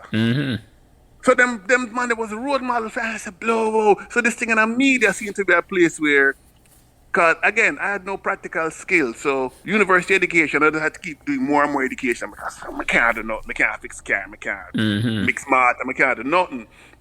I can't well. So that was a reachable kind of writing. Journalism. To be a novelist or a poet, that was ridiculous. That was stupidness. So later on now, when we in about 88, so 88, 89, I start say, when I had eye surgery, I say, no, it's later than that in about the 90s, because I worked for Essence magazine in New York for a while, I worked for a film magazine, and I moved to Atlanta, and that's where I had eye surgery. I'm saying something, I just want to be a journalist, but I just find some reason, we have novelists, we just find some reason to do it. Something, what I'm going to do? I go back to New York, I move back in with my mother, and I go back to school and learn this thing out. I give myself 1 year. And if I don't produce in 1 year, then boy, I don't really deserve it, or maybe it's not for me. I'm going to just do it. But just go back and apply myself, and I mean, I had a draft in a year. I mean, it was, looking back at it, it was stupidness, but you revised it, and maybe 5% of it remained, and that became the novel Waiting in Vain years later. And that was a bust out novel. Yeah, burst. Yeah. Colin, Yo. you mentioned Essence. Yeah. Have you ever worked with Constant White? Yeah, man. Constant take a Meadowbrook. Yeah, and I keep sister now. Captain Keith White.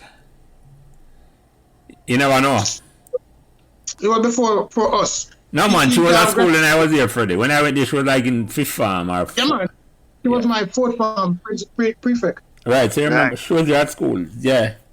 So, Constance, I remember Constance went to Meadowbrook, but I don't think we overlapped. She was either after me there or before. Before Colin. Before. Yeah.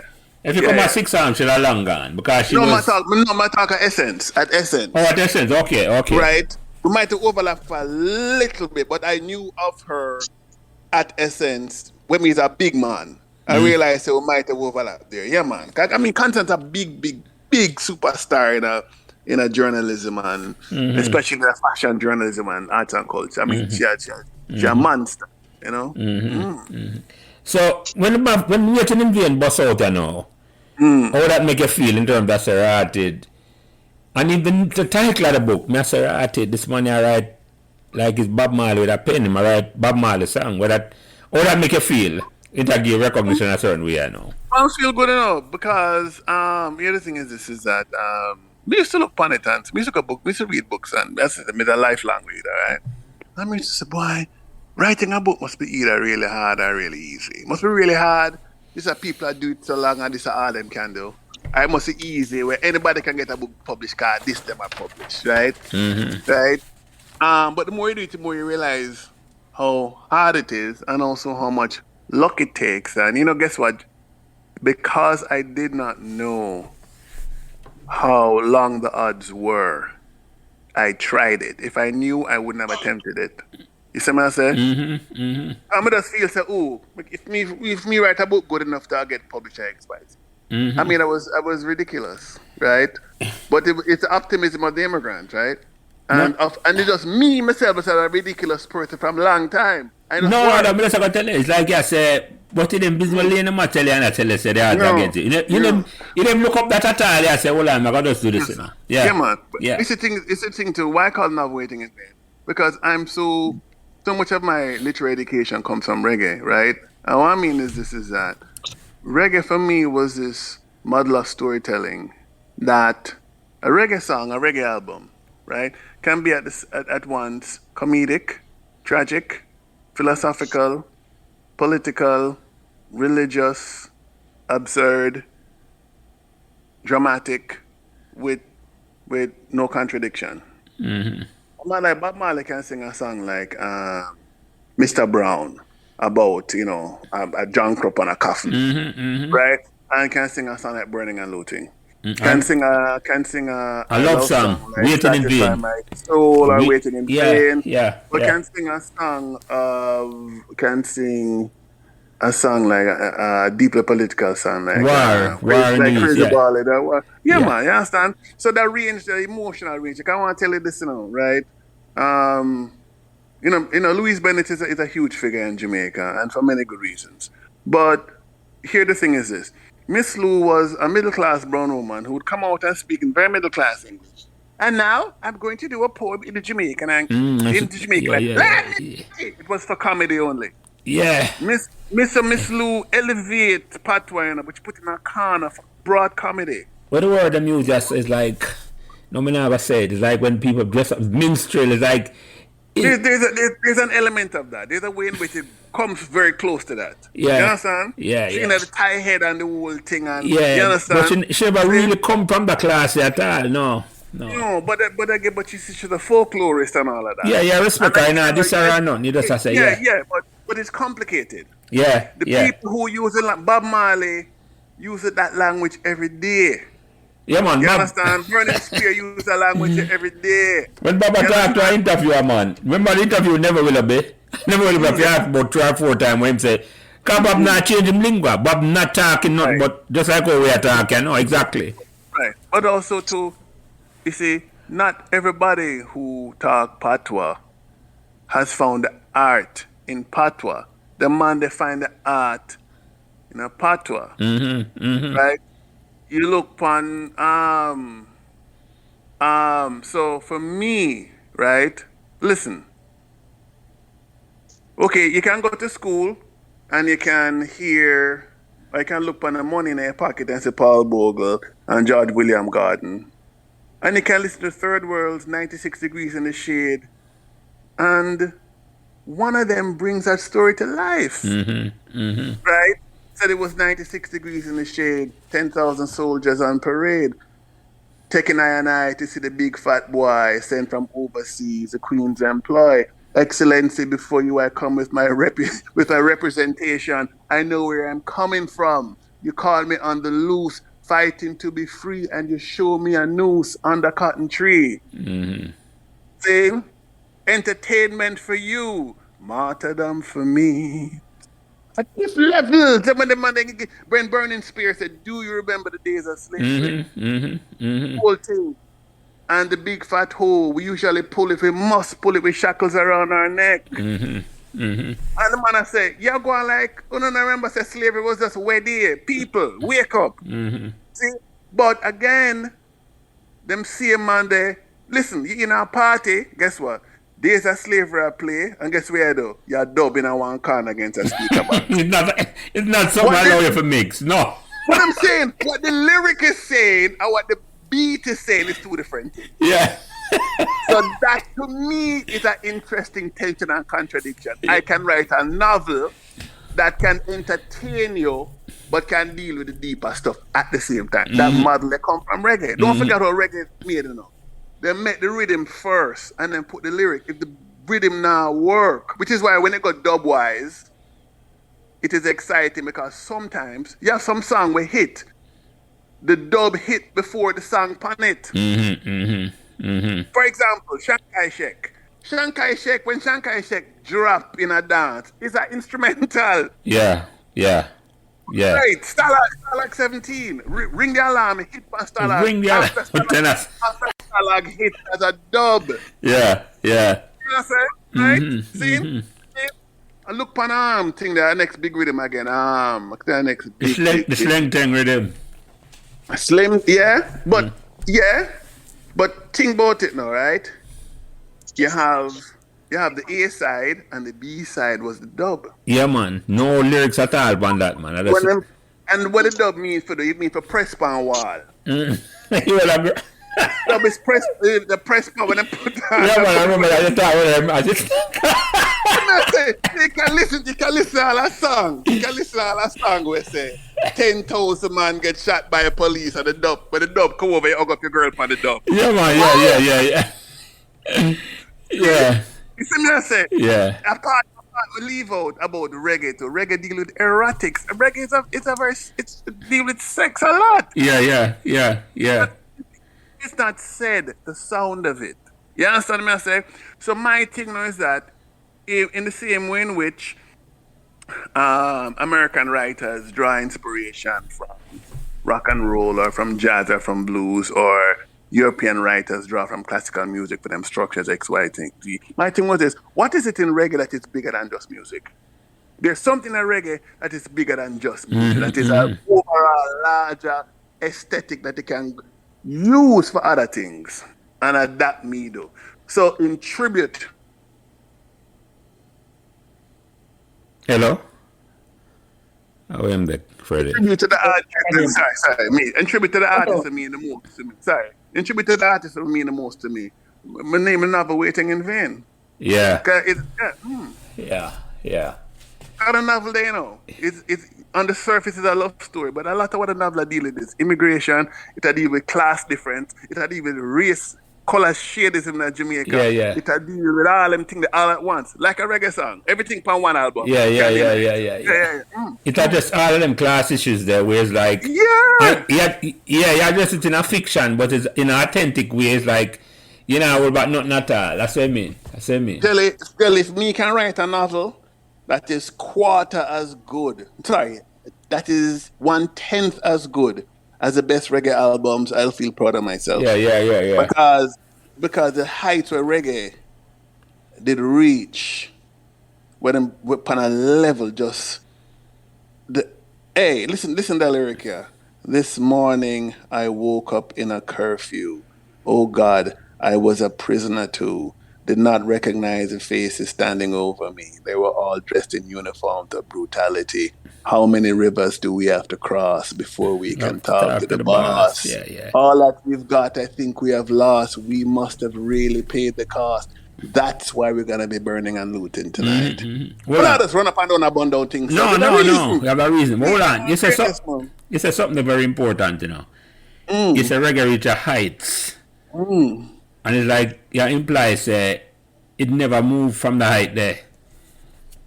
And why you think that? No, it got to a height, but I mean, no art form is going to stay at its. I mean, a pinnacle by definition is a tip, you know, so it can't stay. It can't sustain. That's true. Otherwise, it plateau. Yeah. You understand? Yes, I hear what I'm doing. I hear. Let's think about it too. You know, is that the Jamaica music, popular music was for a long time a music of covers. Ska. You listen to some ska song, you think original instrumental, and you go put on a Cuban record and you go, oh my God, then just take the line from a Cuban record and play it back. And change the rhythm, yeah, you change the words, yeah. Rocksteady, again, was a lot of covers. Really, in the reggae era, people start writing. Original writing. And guess what happened? Then Jamaica just went back to covers again with Sanchez and Wayne One, and we went back to what we always do. Yeah. Copy and that is why reggae stand out for true. The authenticity is like, But don't forget that the great period of reggae from 1972, right, through the 1980 and forward, a lot of that had to do with a political sensibility in our country that was trying to find a third path. So the notion of a government saying, listen, we have to try to find something for ourselves. We have to try to define ourselves. That is also the people who make the music living in the country. Yeah. Where the whole idea of finding yourself and self-reliance and find your own part. Yeah. Pan-Africanism and Garveyism. Yeah. You understand? I mean, enough people, Marcus Garvey was a fat man pan the 50 cent kind. More than a burning spear culture. Them people sing about Garvey. Bring Garvey to life, yeah. Keep Garvey on the front burner. I said, oh my God, listen. Mighty Diamonds. Remember Garvey say, remember when he ran face man say, time I go trade out there. Everybody I go run way. And then come in on the saxophone. I need a roof over my head, yeah. A classic them the Swallow feel. You go ahead, Freddie. My grandfather time, remember, when I look at Marcus Garvey, deportee, Exactly. Because that are they. Don't forget. But the music now bring him back to life. Freddie, preach, but talk some more upon it, Freddie. Talk some more upon it. Oh, there's some simple things in it because I can remember my mother and grandmother start about Mr. Garvey and Bagaway and all them things. And it's a different perspective you get from him. But you see the true message that was hidden by what I call now Babylon system. Aye. Well, no. He found some powerful, because that is to me the most powerful thing, Man thinks say money, I was as a media, because what them did with Garvey, was scandalize Garvey in such a way, like we look down upon Garvey, Because them right message, but yeah. It's like you talk about him now, Freddie, and you know about him. And Christian at time said, Garvey people must keep meeting up and people them house up at Stone Hill. No, you used to have a hide and kill me. Yeah, exactly. Underground. But when I'm right about when the Babylon system I say right about Garvey. Because from Garvey and deport him, You follow me at you? Listen, the United Negro Improvement Association. Them time And them time that's a message people in Jamaica about Garvey. Yeah. People send down come. Same at the porty. That's the right But the word. truth, but man, now the same music. Because we tell them, me and Tabby them a bridge, you know.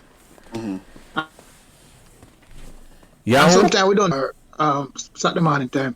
Tabby and Bonnie, Mighty Diamonds. Yeah. Because at the man came to the stage show first in my life, you know. I want club at Africa, Bohemia. And then a club there. Bohemia Lounge, man. Yeah, man. Yeah, he's just upstairs, the Agri Park Plaza. Yeah, man. Bonnie and Tabby, me and Jimrai go there, you know. So we used to sit down and listen to a whole part of them man the talk. I used to have this brother was Peter Tosh road manager and Jimmy Cliff road manager. I can't remember him. Not Herbie Miller. Yeah, but they used to come to Calabar, come play ball with us at the mind. And we just sit down and listen to them talk. Yeah. And that's how we know a different message about Garvey people there. But my mother knows a different thing. You know what? Sometimes, you know, when back in the days, my mother said, people couldn't talk about Garvey make money here. Well, yeah. Just it's almost. I thought about Garvey, I guess they want Rasta was smoke weed, like Colin mother want him, but so no matter what that.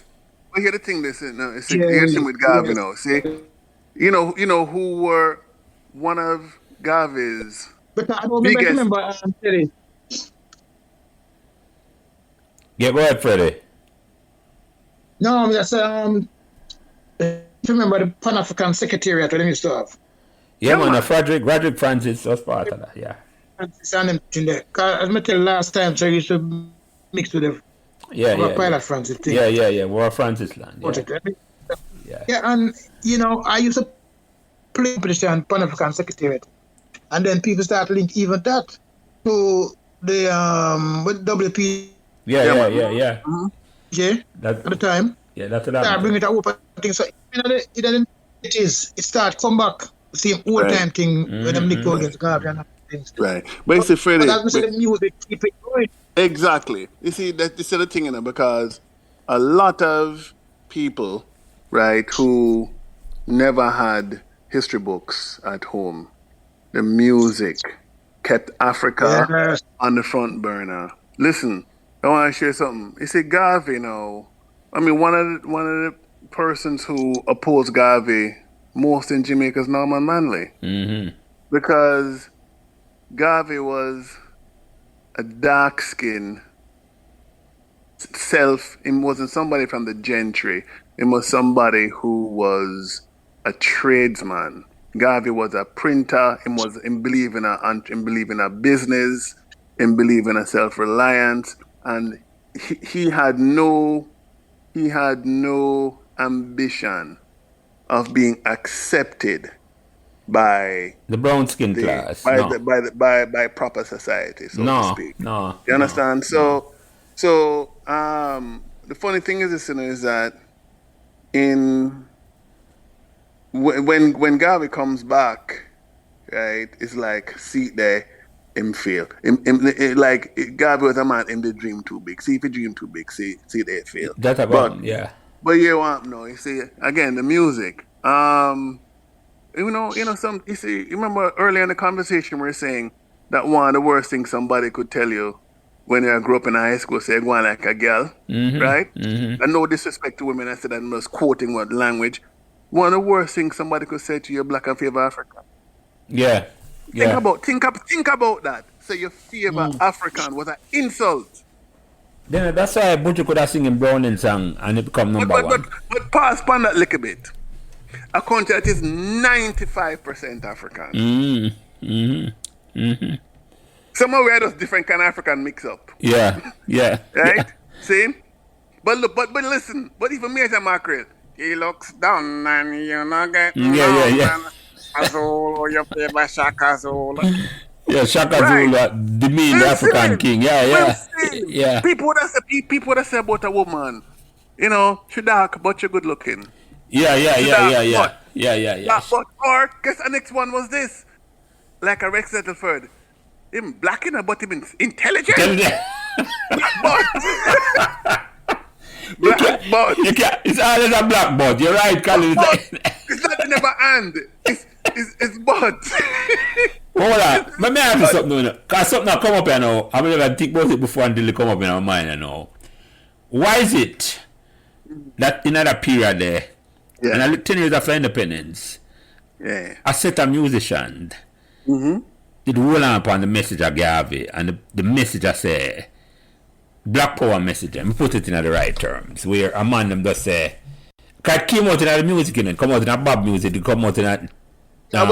Here's my feeling, and Freddie might have a feeling as well, is that once upon a time, reggae was a beat. If you listen to somebody like Take It Easy, Hope and Lewis. Yeah. It's not a political message, it was a beat. Yeah. Right? Or you listen to something like, like Pluto Shervin and Ernest Smith. It was just, secular lyrics, fun lyrics, and an interesting beat.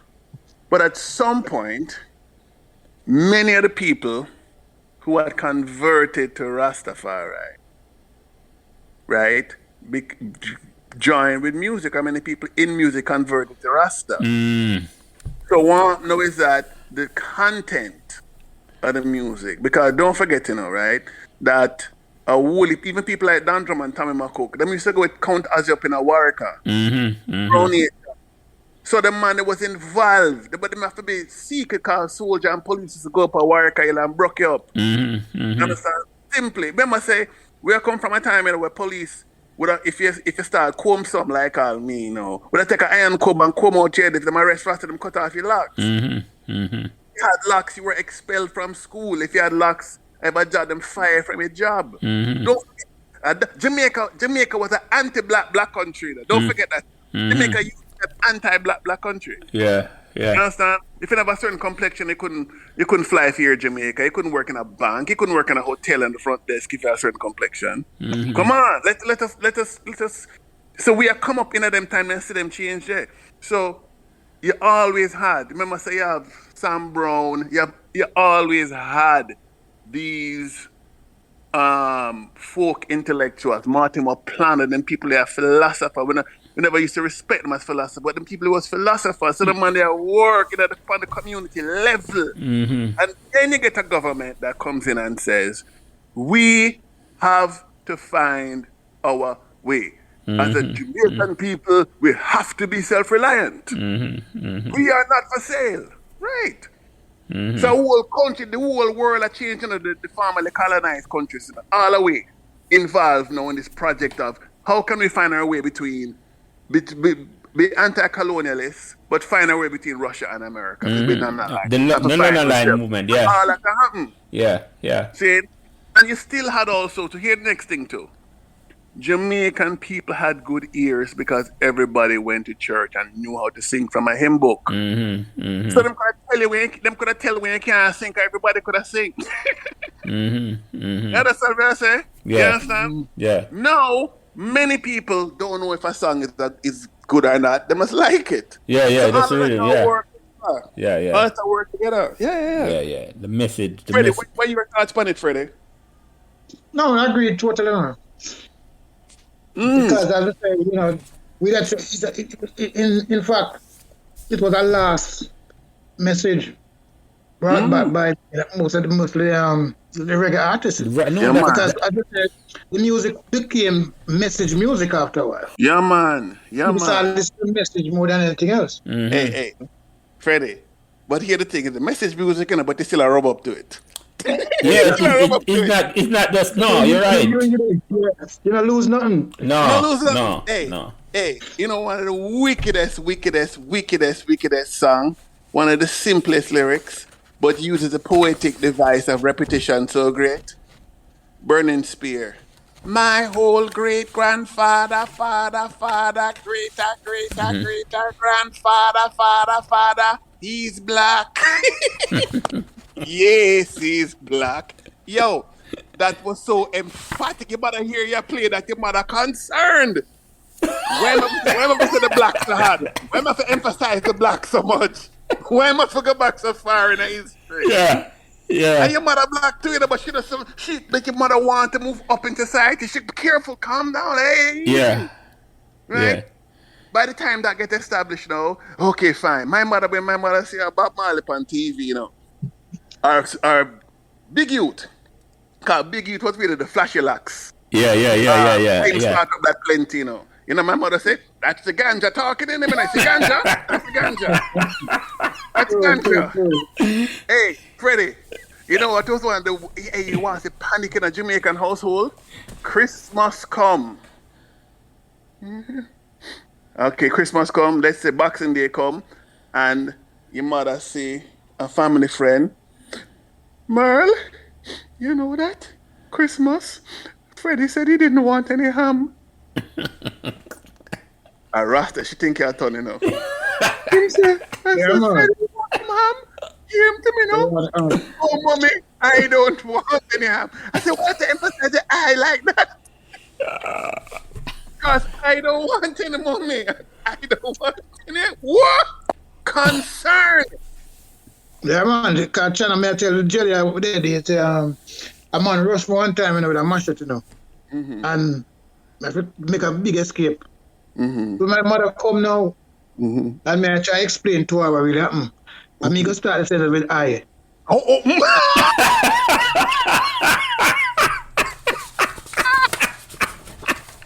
There you go, Freddie. There you go. My mother said I was sitting on the wall. What do you mean by I and I? I rest them to know. Yeah. Freddie, at that point, you see, no them want to say me. No them want to talk back on the way. Yeah, they want to talk Hey, you see one Wednesday. Hey, you see one all, you say, hello, I didn't know some man now, you know, right? But then they on the fence, you know. And them you know, them have a soul. I know them, you see them, you know. First thing you say, you know, he might have started spang, which is the top button on them khaki shirt. Spang now. Yeah. Then them say, man, him start brush back. Now I call me to brush back, you know. The mother start concerned now. The dear, she lose it now. When she look at them school bag and see him a red, green, and gold knitted belt, bought outside Aquarius record shop. For true, yeah. What? You start with a rag in your back pocket and a rag in the back pocket. Yo, I want to tell you this, you know. You see thing there, you see the whole thing there, imagine, you know, right?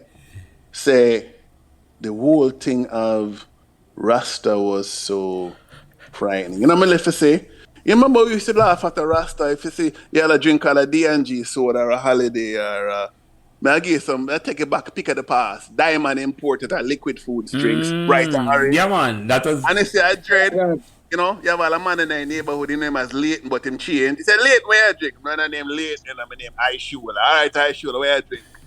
Some June plum juice. You used to laugh at him. Yeah. Right? Yeah. Right?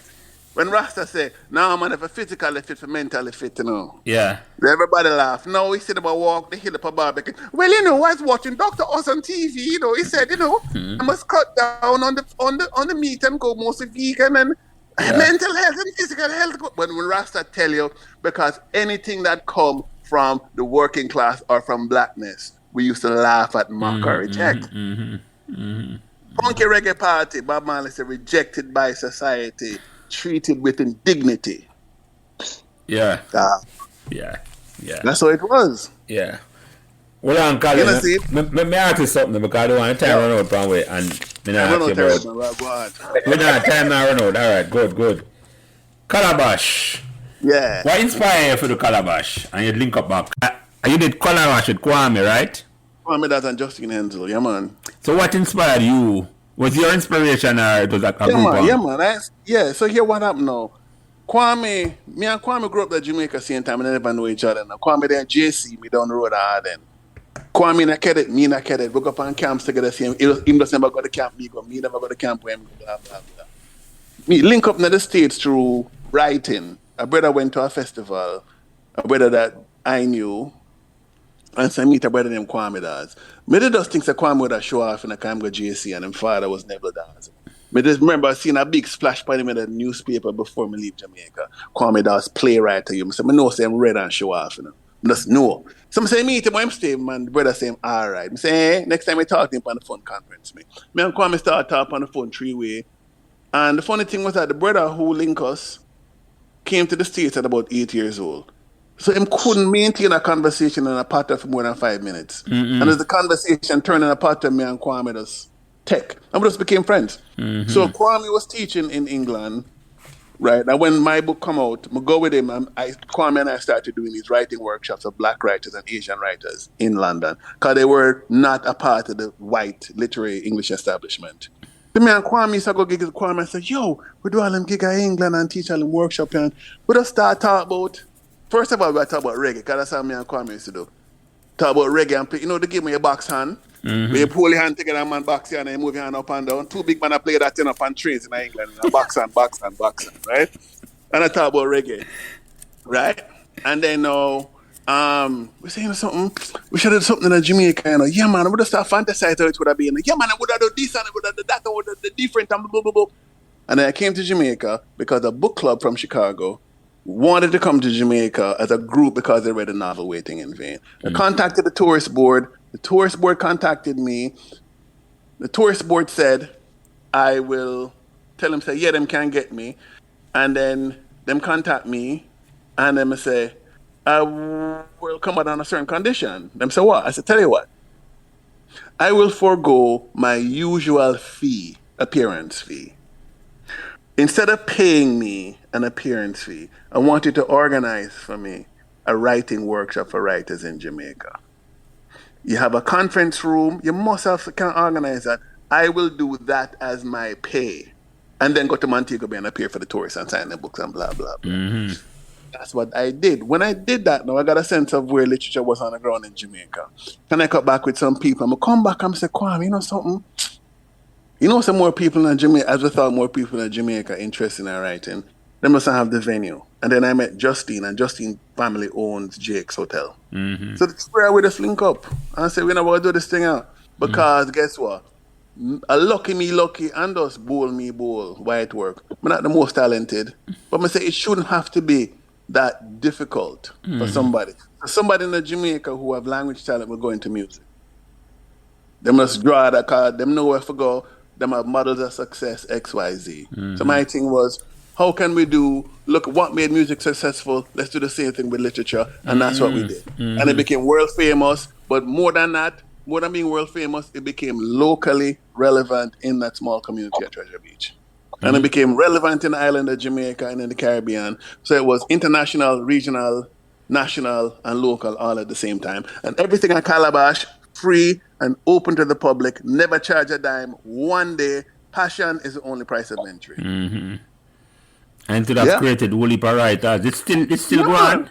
Man, it's every 2 years now. Okay. So you're still a part of it? You go down and participate? Not official. No. I did 10, 12 years. And here's my thing is this, Freddie and Angeli, for me, the ultimate purpose of leadership is to be obsolete. Yeah. Right? In 5 years, I felt obsolete. And I said, nah, man, I must stay 5 more. Right? And then I stay 2 more. I said, nah, man, go on. I can be the background and the side. But go on. The community can do it now. Let them do it. Yeah, that's the power of leadership, man. Once you start, you look on and I say, where the word them use, what will take over from you? You create a succession plan, right? That's the word I look for. But for me though, the succession plan must involve the home community. Yeah. Those fishing people and farming people and small hotel owners and guest house owners in Treasure Beach and the surrounding area, they invite into their space thousands of people every year. They feed them, they house them, they interact with them, right? So they have to be a part of that plan. They have to be something sustainable, and people in the community have economic benefit, right, as well, right? So, for example, the biggest hotel down in Treasure Beach was Treasure Beach Hotel. I didn't have more than 40 rooms. It's mostly small hotels and villas. and them get the food. A man with a 2-room guest house, somebody a 3-room guest house, guess what him do? Him get the money paid on, somebody paid on them room one day, him take it and bill on the next room. Well, you said it was Uber before Uber turn Uber. You see, that there you go, and what they want him again, they see people else. Let him again, what they want him again, man? The app you attack? Huh? Yeah, man, we stay in a people house, man. What you call it? No Uber, no Uber, my dog. You're right. I know Uber, I mean, Colin. Airbnb, yes, that's what I mean to say. Yes, Colin, right. Thank you. Yeah. Airbnb and Uber, my dog. Uber taxi, right. And so you have some of the best, greatest writers in the whole world that will come to Jamaica. And guess what? They came for nothing because they understood. We made it very clear. You as artists are the biggest sponsors because when you come, you forego your usual fee. When it's a Nobel Prize, when I like Wollashin, kind of.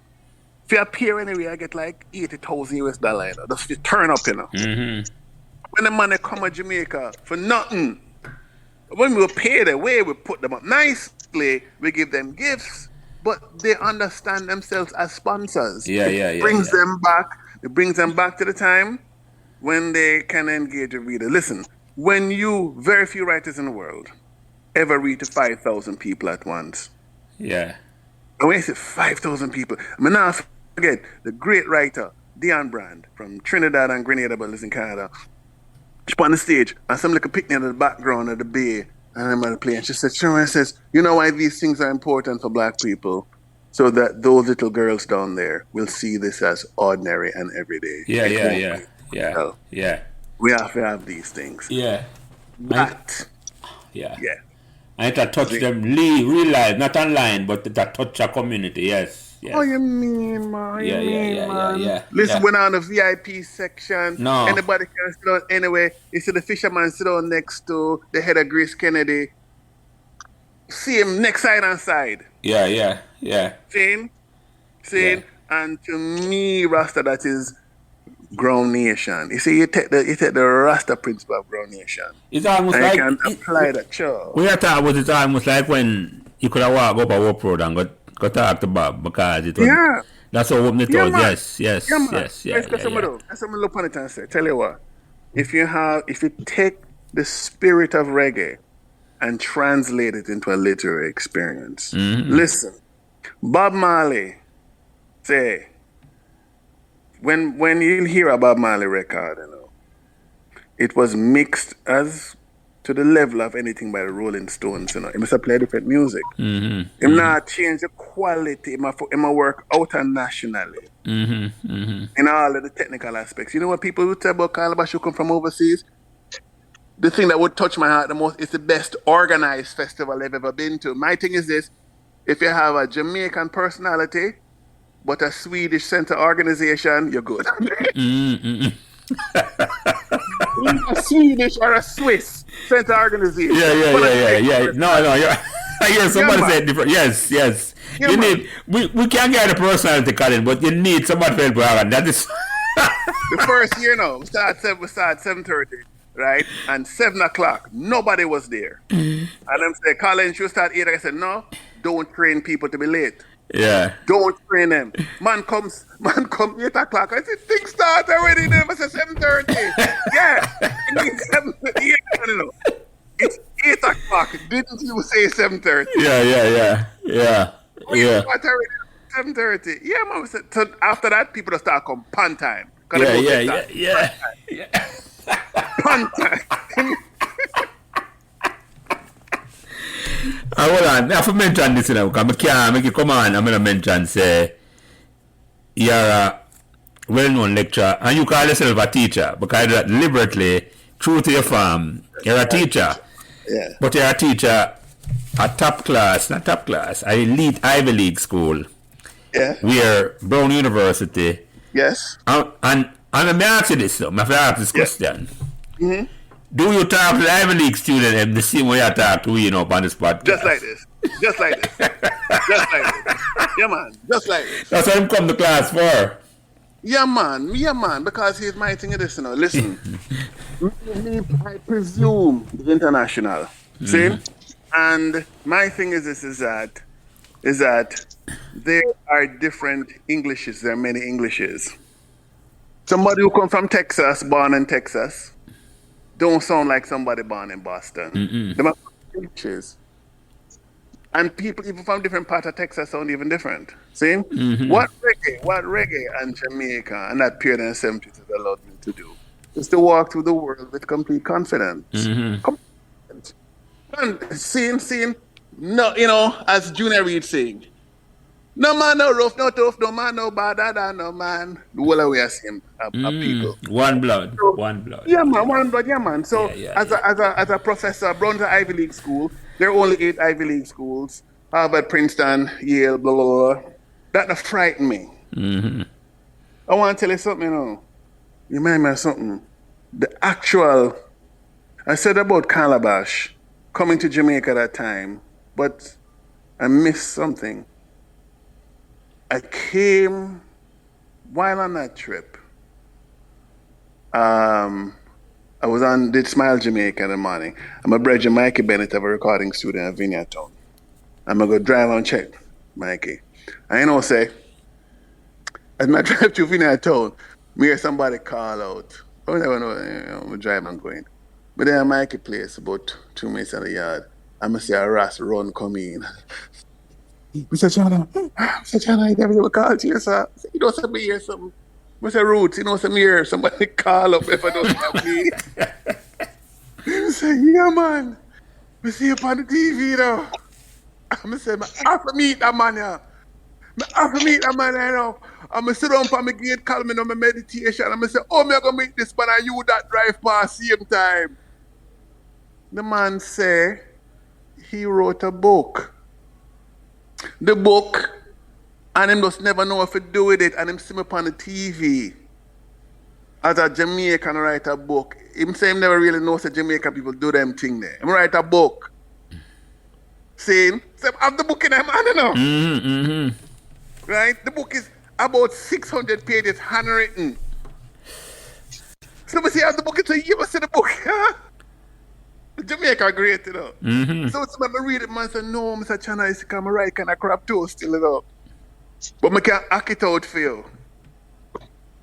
He said, the man say, I write crab too.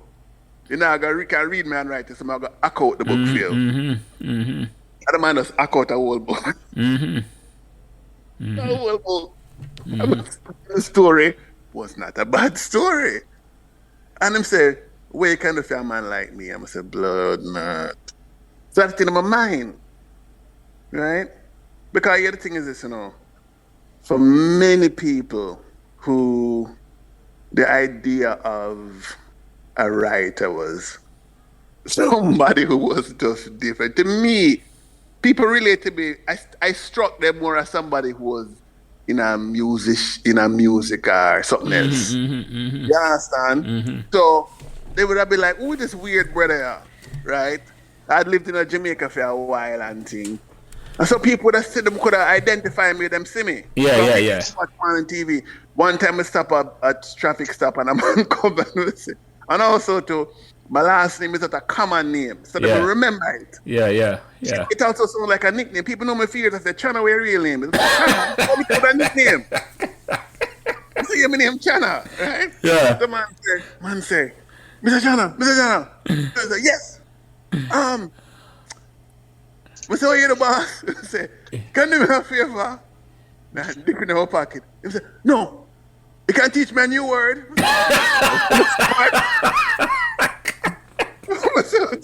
Jamaican people created. Can't teach me a new word. So, jelly, I don't know where the word came from. You know, you have them cut stone wall. Yeah. I saw one and I said, eclectic. Correct? No, I say eclectic. Eclectic. I say eclectic. So what that means? I say something eclectic means something that make up out of a whole smaller different parts. One point is like the wall there. Don't take people simple. The man said, like that wall. I'm say, yeah, it's eclectic. And the light shade, I'm just drive. Hold on. It's the power. The power what you are doing now, Colin, or what you have done, you know. I'm going to tell you the power you have done, you know. In a sense, it's take the word from the music and make it almost real in a sense where you can talk. What you doing now? You create a lane for man come behind you, can talk. Just like come here you talk and Freddie talk. Because when I put on nothing, but guess what? No. People can understand me, you know. Because when realizing it, you live a foreigner, so, you know. You don't have to talk no other way about Jamaican, you know. But all you have to do sometimes is slow it down. And don't use some, and even if you use some of the Jamaican slang them, you just explain it to them. But all you have to do is slow down, Colin. That's all you have to do. I tell them hearing the music already. Yeah. Them know all that. See, but I want to tell you, it's like Marlon James, with a brief history of 7 killings. Marlon was one of the first set that you would come out of Calabash Writers Workshop. Oh, really? I didn't know that, Colin. I read this book. I didn't know that. Man, Marlon, the man was Marlon from 2003 to 2005. Yeah. You understand? Aisha Hutchinson, the man they win Wyndham Campbell Prize, the man they win National So Book Marlon was living in Jamaica at the time? Yeah, man, the man was at you. They was working, went to you, was living in Jamaica at the time. Marlon came to the States to do, him start out with, was doing a distance MFA, right, in Pennsylvania. And then from that, get him first job in Minnesota. So Marlon's first publisher, Akashic Books, was them. Akashic published an anthology of writers from Calabash. So that's how Marlon get him first book deal. Because we used to bring down writers from overseas and along with writers in Jamaica. And I would come down, come to these workshops. Kayleigh Jones was one of the writers from overseas who came down, read Marlon's manuscript and thing, and that's how the link met. That's how Marlon started out. Only per writer started out through Calabash and Margaret. Only per them start out. See? Because my whole thing is this, is that how can you basically do what Studio One did? Do what... With the words, yeah. Yeah, man. What you need is collaboration and competition. Yeah. But and mentorship. Bring that together and just do a Jamaica music start from scratch and reach somewhere very quickly. Just redo that. But just I listen to you now, and this just come to me a while ago. Because let me tell you, when we think of opportunity there now, and this just come to me a while ago, it's like writing, to me, you know, comic strip or cartoon are one of the most powerful genre, you know. And if we can start what the music have done and what you have done in that format, enough time to know, Colin, me can't see a picture in my head, but me can't draw, me can't sing. But we can visualize when we could have draw and the message about the clear, you know. If we could have get, that's a special skill, and that's even, I don't know how difficult it is. That's a special skill. But I mean, the other thing is this, you know, I mean, illustration. Don't forget, you know, you forget. But let me take you back to the blowout 70s. Because I blow up on your podcast. Yeah.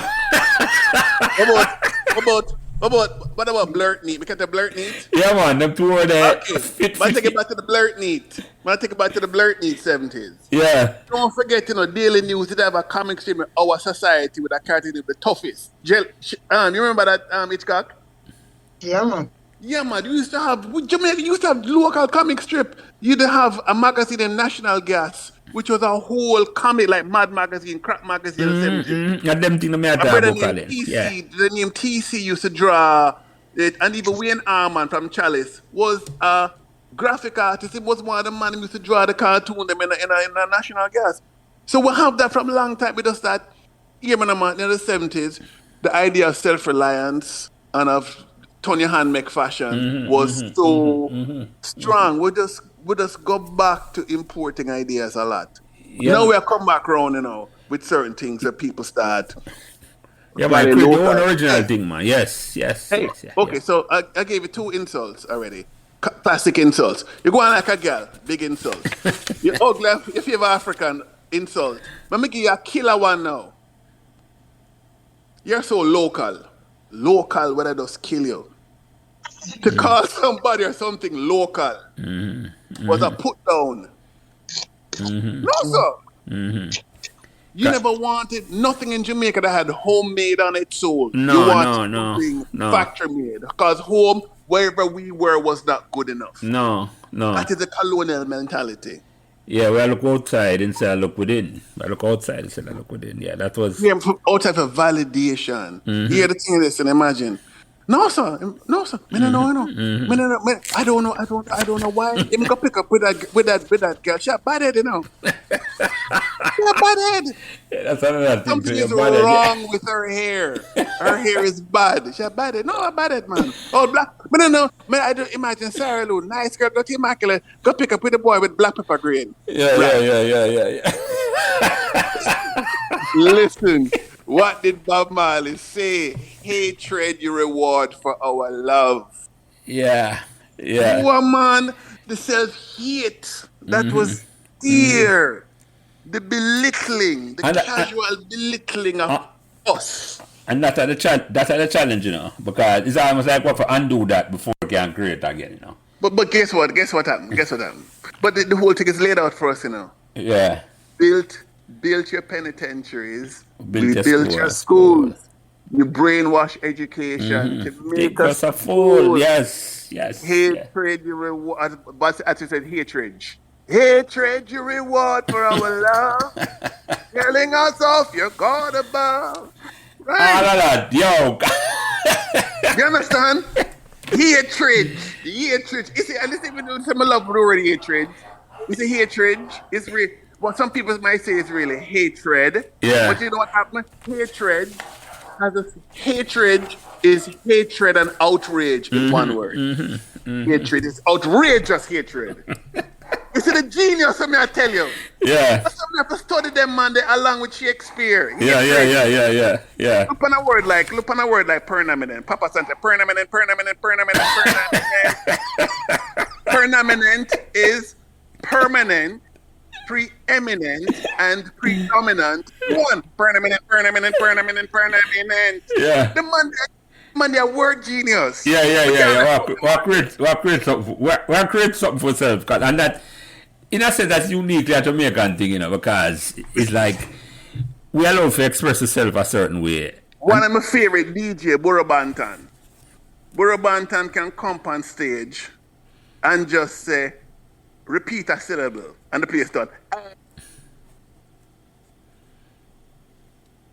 Hello? So like, It's done. Yeah. Because you understand the importance of pulse in poetry and music. Mutabaruka. And every time I hear the sound, sound that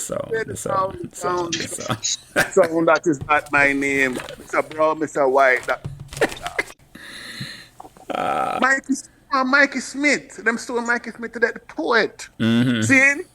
Seen? Root and all them poem there. Hold on, let me ask you something. This just come to me now. The Bob Marley statue of them to take down. That to me is the statue I need. Why? When I started there, that statue. Saturday there, it is in Ocho Rios at Island Village Shopping Center. That and the statue at the power, That is, but for some reason, Jamaican people don't quite understand. No, well, Jamaicans for Bob Marley, they wanted a literal presentation. Yeah, but it's more than that. I think the reason I want a literal presentation, and this goes back to the politics of statuary. Yeah. In that all of the greats were literal statues. Buster, Bogle. Yeah, them look like the figure. Tell too many people that it wasn't a place where you could have go and feel like, the present of Bob, because it was impressionistic. Right? Seeing? And the man them stone the statue. Seeing? Yeah. Same thing, but look on with look at the statues at the stadium. They're all literal statues. Yeah. It never fit in. Arthur Wint, Quarry, Merlin. It never fit in at all, Kali. It never fit in. And we're not quite ready to fit yet. It don't fit in. But we see it. You look on it and you said that the message in other statue there is like, it deep. But no. But don't forget it though. See, you see, Jamaicans have a funny thing. So the Jamaican art world was artificially divided between the trained artists and the so-called intuitive, self-taught. So if Capo do a statue, or if Capo does a carving or a painting, you don't expect it to be literal because Capo is a revivalist shepherd and him a deal with some mystical things. You look upon somebody like Everell,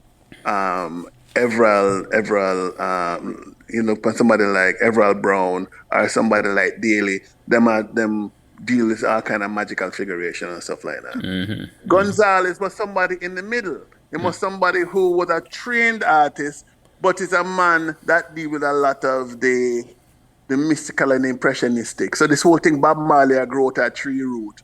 We want to cut off the Rasta man foot. Oh, the man for dance and the foot are Yeah.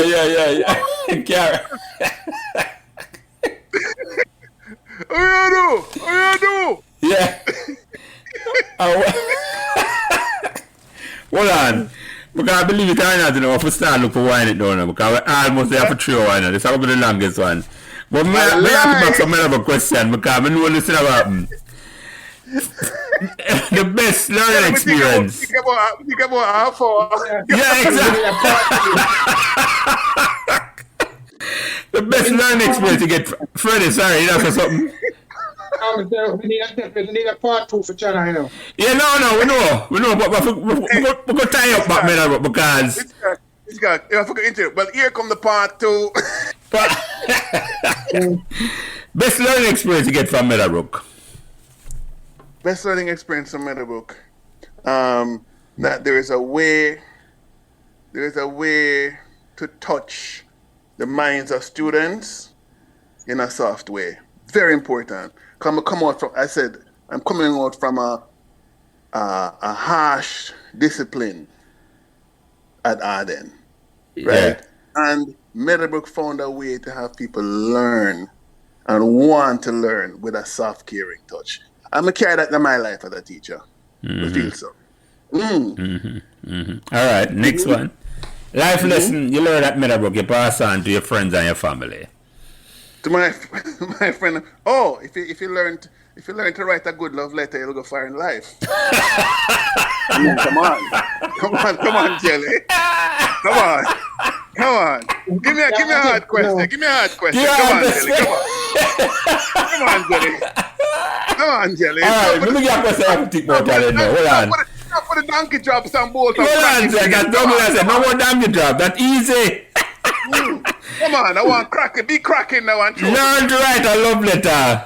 You can't look wrong. Come on. I hear you. Powerful message. All right. That one I have to think about. The message where you want to get to existing students at Meadowbrook, future students who are listening to this 5-10 years down the road, or a staff member. Where you want to tell them about Meadowbrook? I want to tell them about Meadowbrook. That Meadowbrook is a school that transformed itself by accommodating people from different walks of life. And that it is very important to be a diverse, equitable, and inclusive community. It's not just about being nice, it's about a pathway to success.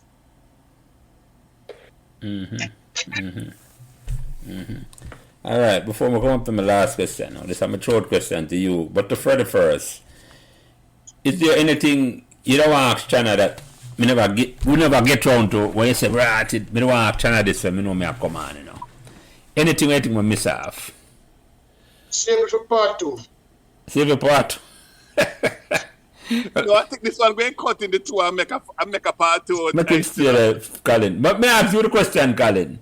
Yo. Is there anything where you don't want to talk about what we never bring up where yes, boy, Jelly could have asked me that and he never asked me? Yeah, man. Yeah. Yes, go on. Yeah, there is, which is, but observation, Jelly, right? Which is, you see right now, the way in which you and Alfred, right, are creating community, extended community through this podcast, is really, really important because I remember talking to Alfred and Alfred saying, for example, in the summers, many students at Meadowbrook could go out for the summer, right? And how that affected things like sports training. Why am I mentioning this? Because it just made me think of how many of our past students are, in a diaspora, right? And where they're right now, this connection here with the podcast. Yeah, there's something tremendously important, right? Because I listen to the podcast every week, right? And I recall things I'd forgotten. I get clarity on things I didn't understand. And I see people I knew and I knew of in some completely new ways. We really and truly just want to congratulate, for making the time and taking the time to do this needed and excellent work. Appreciate that, my brother. Appreciate that. Yeah, man. Cool. Appreciate that. But we have the last question, We have the last question. And it might be easy, but the last question. What made Meadowbrook magical?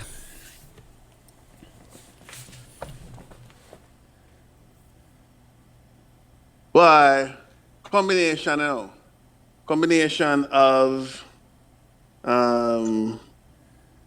the commitment of the teachers to educating students in a supportive atmosphere, right?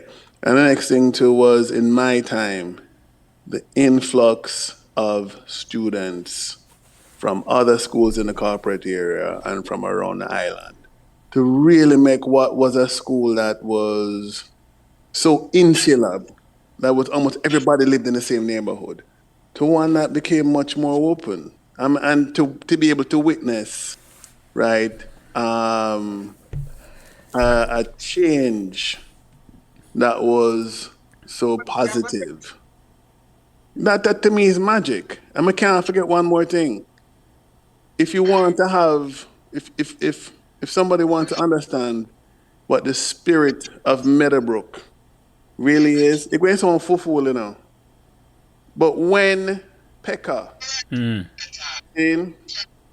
when I'm lock out Pekka, and students say, no, Pekka may not officially be a part of the school, but Pekka is a part of the school on a much deeper level. And how students rally and lobby and reason with the administration, and the administration listen to the students. That collaboration there of tension, and Pekka come inside.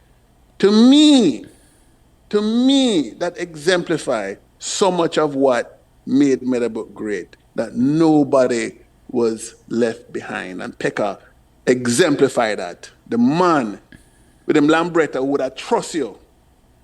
Kalalo. Kalalo, so that trust your Kalalo sandwich. See? He was inside. Pekka have to come inside. You can't lock him out. To me, as somebody who came as an outsider in that time, yeah, man, tremendous. Yeah, he was the ultimate outsider for true, Colin. You're right. He never come at the school, but the man come at the gate. Right. Right, man, the ultimate outsider, man, the Pekka working class, man. We have him like the size of the man's business of what could fit on a 3-wheel van. That's the size of the man's enterprise.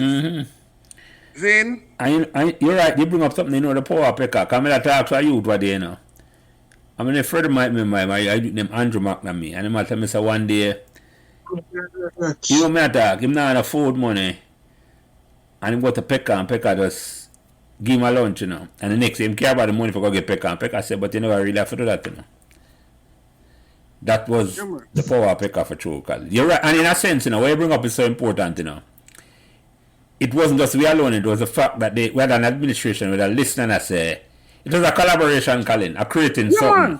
Yeah, man. It was a collaboration. A relationship between student administration and teachers at Meadowbrook, man. Trust me. Yeah, it was something that I did not experience before, and I had not experienced at other schools. Yeah, because it allows for build something new. It allows for build something fresh. Aye. That's the power. That's the magic I Colin. But me a search for it, But that is part of it. That is a classic. It's like the environment allowed, and I don't know, it may be a luck where the student them come and the administrator were there at the same time, but but don't forget, Mr. Thorpe was a foreigner. Yeah. Don't forget, like Mr. Thorpe was, one of the persons who had the longest and deepest influence on the school was not Jamaican. Yeah, that's true. And but it used to have a lot to do with it, and that also have a lot to do with how the school became a welcoming place for people who were outsiders from other schools to come in. It was known as a place of refuge. Yeah, and Mr. Thorpe being from Barbados, we are coming with a different mentality. A different mentality, but also to not from there, simply just not from there. And you're right. He wasn't a white Englishman, like he had at Monroe and them other school. Right, that's the first thing. And then him come from Barbados where there was no absentee landlord mentality. Yeah, man. It's a powerful thing. It's like, yeah, man. Him look at everybody who come out of school. That's why I'm going to look at Ira and I say, my friend recommend you, so nobody let him down. Right. Him don't need not more at all. As far as I'm concerned, if my friend recommend him. Look on it. But look what happened. Look what it does say. 10 sentences ago, you said Pekka gave a youth lunch pan trust and never take the money the next day. Mr. Thorpe, admit Ira pan trust. Same way, same thing. Yes. You see the levels. Yeah, man. Yeah. Two different sides. Yeah, man. Two completed educational level, two completely different social class. Mm-hmm. But trust. The trust was there. The trust. And that, and the environment, the trust was there, and that are the key, yeah, man, trust. That are the key, trust. Colin. That are the key. And once that... It was an environment of trust. Yeah, man. It was. That's how I create the magic for true, Colin. That is exactly what create the magic. Because once you have the trust in it, it's almost like you can build a way for things that enough other places couldn't build. Of course. I can hear the thing when you have something like trust, an element of trust. When you have students who come from outside to make a contribution to the school in an environment of trust, they will give their all. Yeah, man. Yeah, and when you understand? Yeah. You see me? You must say that environment of trust have a lot to do with the school's success. By far. Because when them come in, there's an expectation. It's like they're not gonna be different than where them come from. There is no expectation to say the trust. Go back to the trusting, Colin. The man now gonna take them, tell them the feel to them for coming and not taking thing at all. Just it's a trusting. You develop a relationship, a trust with boy. Yeah, man. Yeah. Yeah, man. You know what it? Yeah. So listen. Blessings and thanks and commendations to the items, eh? Yeah, man. Yes. And to anybody out there, I may look different, but same channel, same way, not nothing. All right, cool. Bless up. Yeah, thank you, Chana. This was a good one. Man. Bless Freddie. We talk. Cool, man. Yes, it's good. Yeah. Before you go, honestly, must say even more appreciated. It is because certain things I know you from so long. I'm telling you from myself, chance, now you and them know anything. You see that? And certain things I didn't know. But you come in now, you make it even stronger, I'm give thanks for that still. Thank you so much, Freddie. Bless, man. And make sure, and one last word, make sure your mother hear this. Big man. She will enjoy this. All right. Cool, Colin, yeah. All right, Freddie, we talk. Cool, man, cool. Yeah, man. Thanks for listening to Meadowbrook Memories. And remember to give us all the support and encouragement you can on whatever social media platform you are listening. And special thanks to my production manager, Kyle Prince, who takes care of everything involved in getting the podcast out every week. And without him, this podcast would not be possible. It is his expertise that allows me to do what I love doing every week, having great conversations about Meadowbrook Memories, and he's responsible for everything else. So again, thanks to my production manager, Kyle Prince.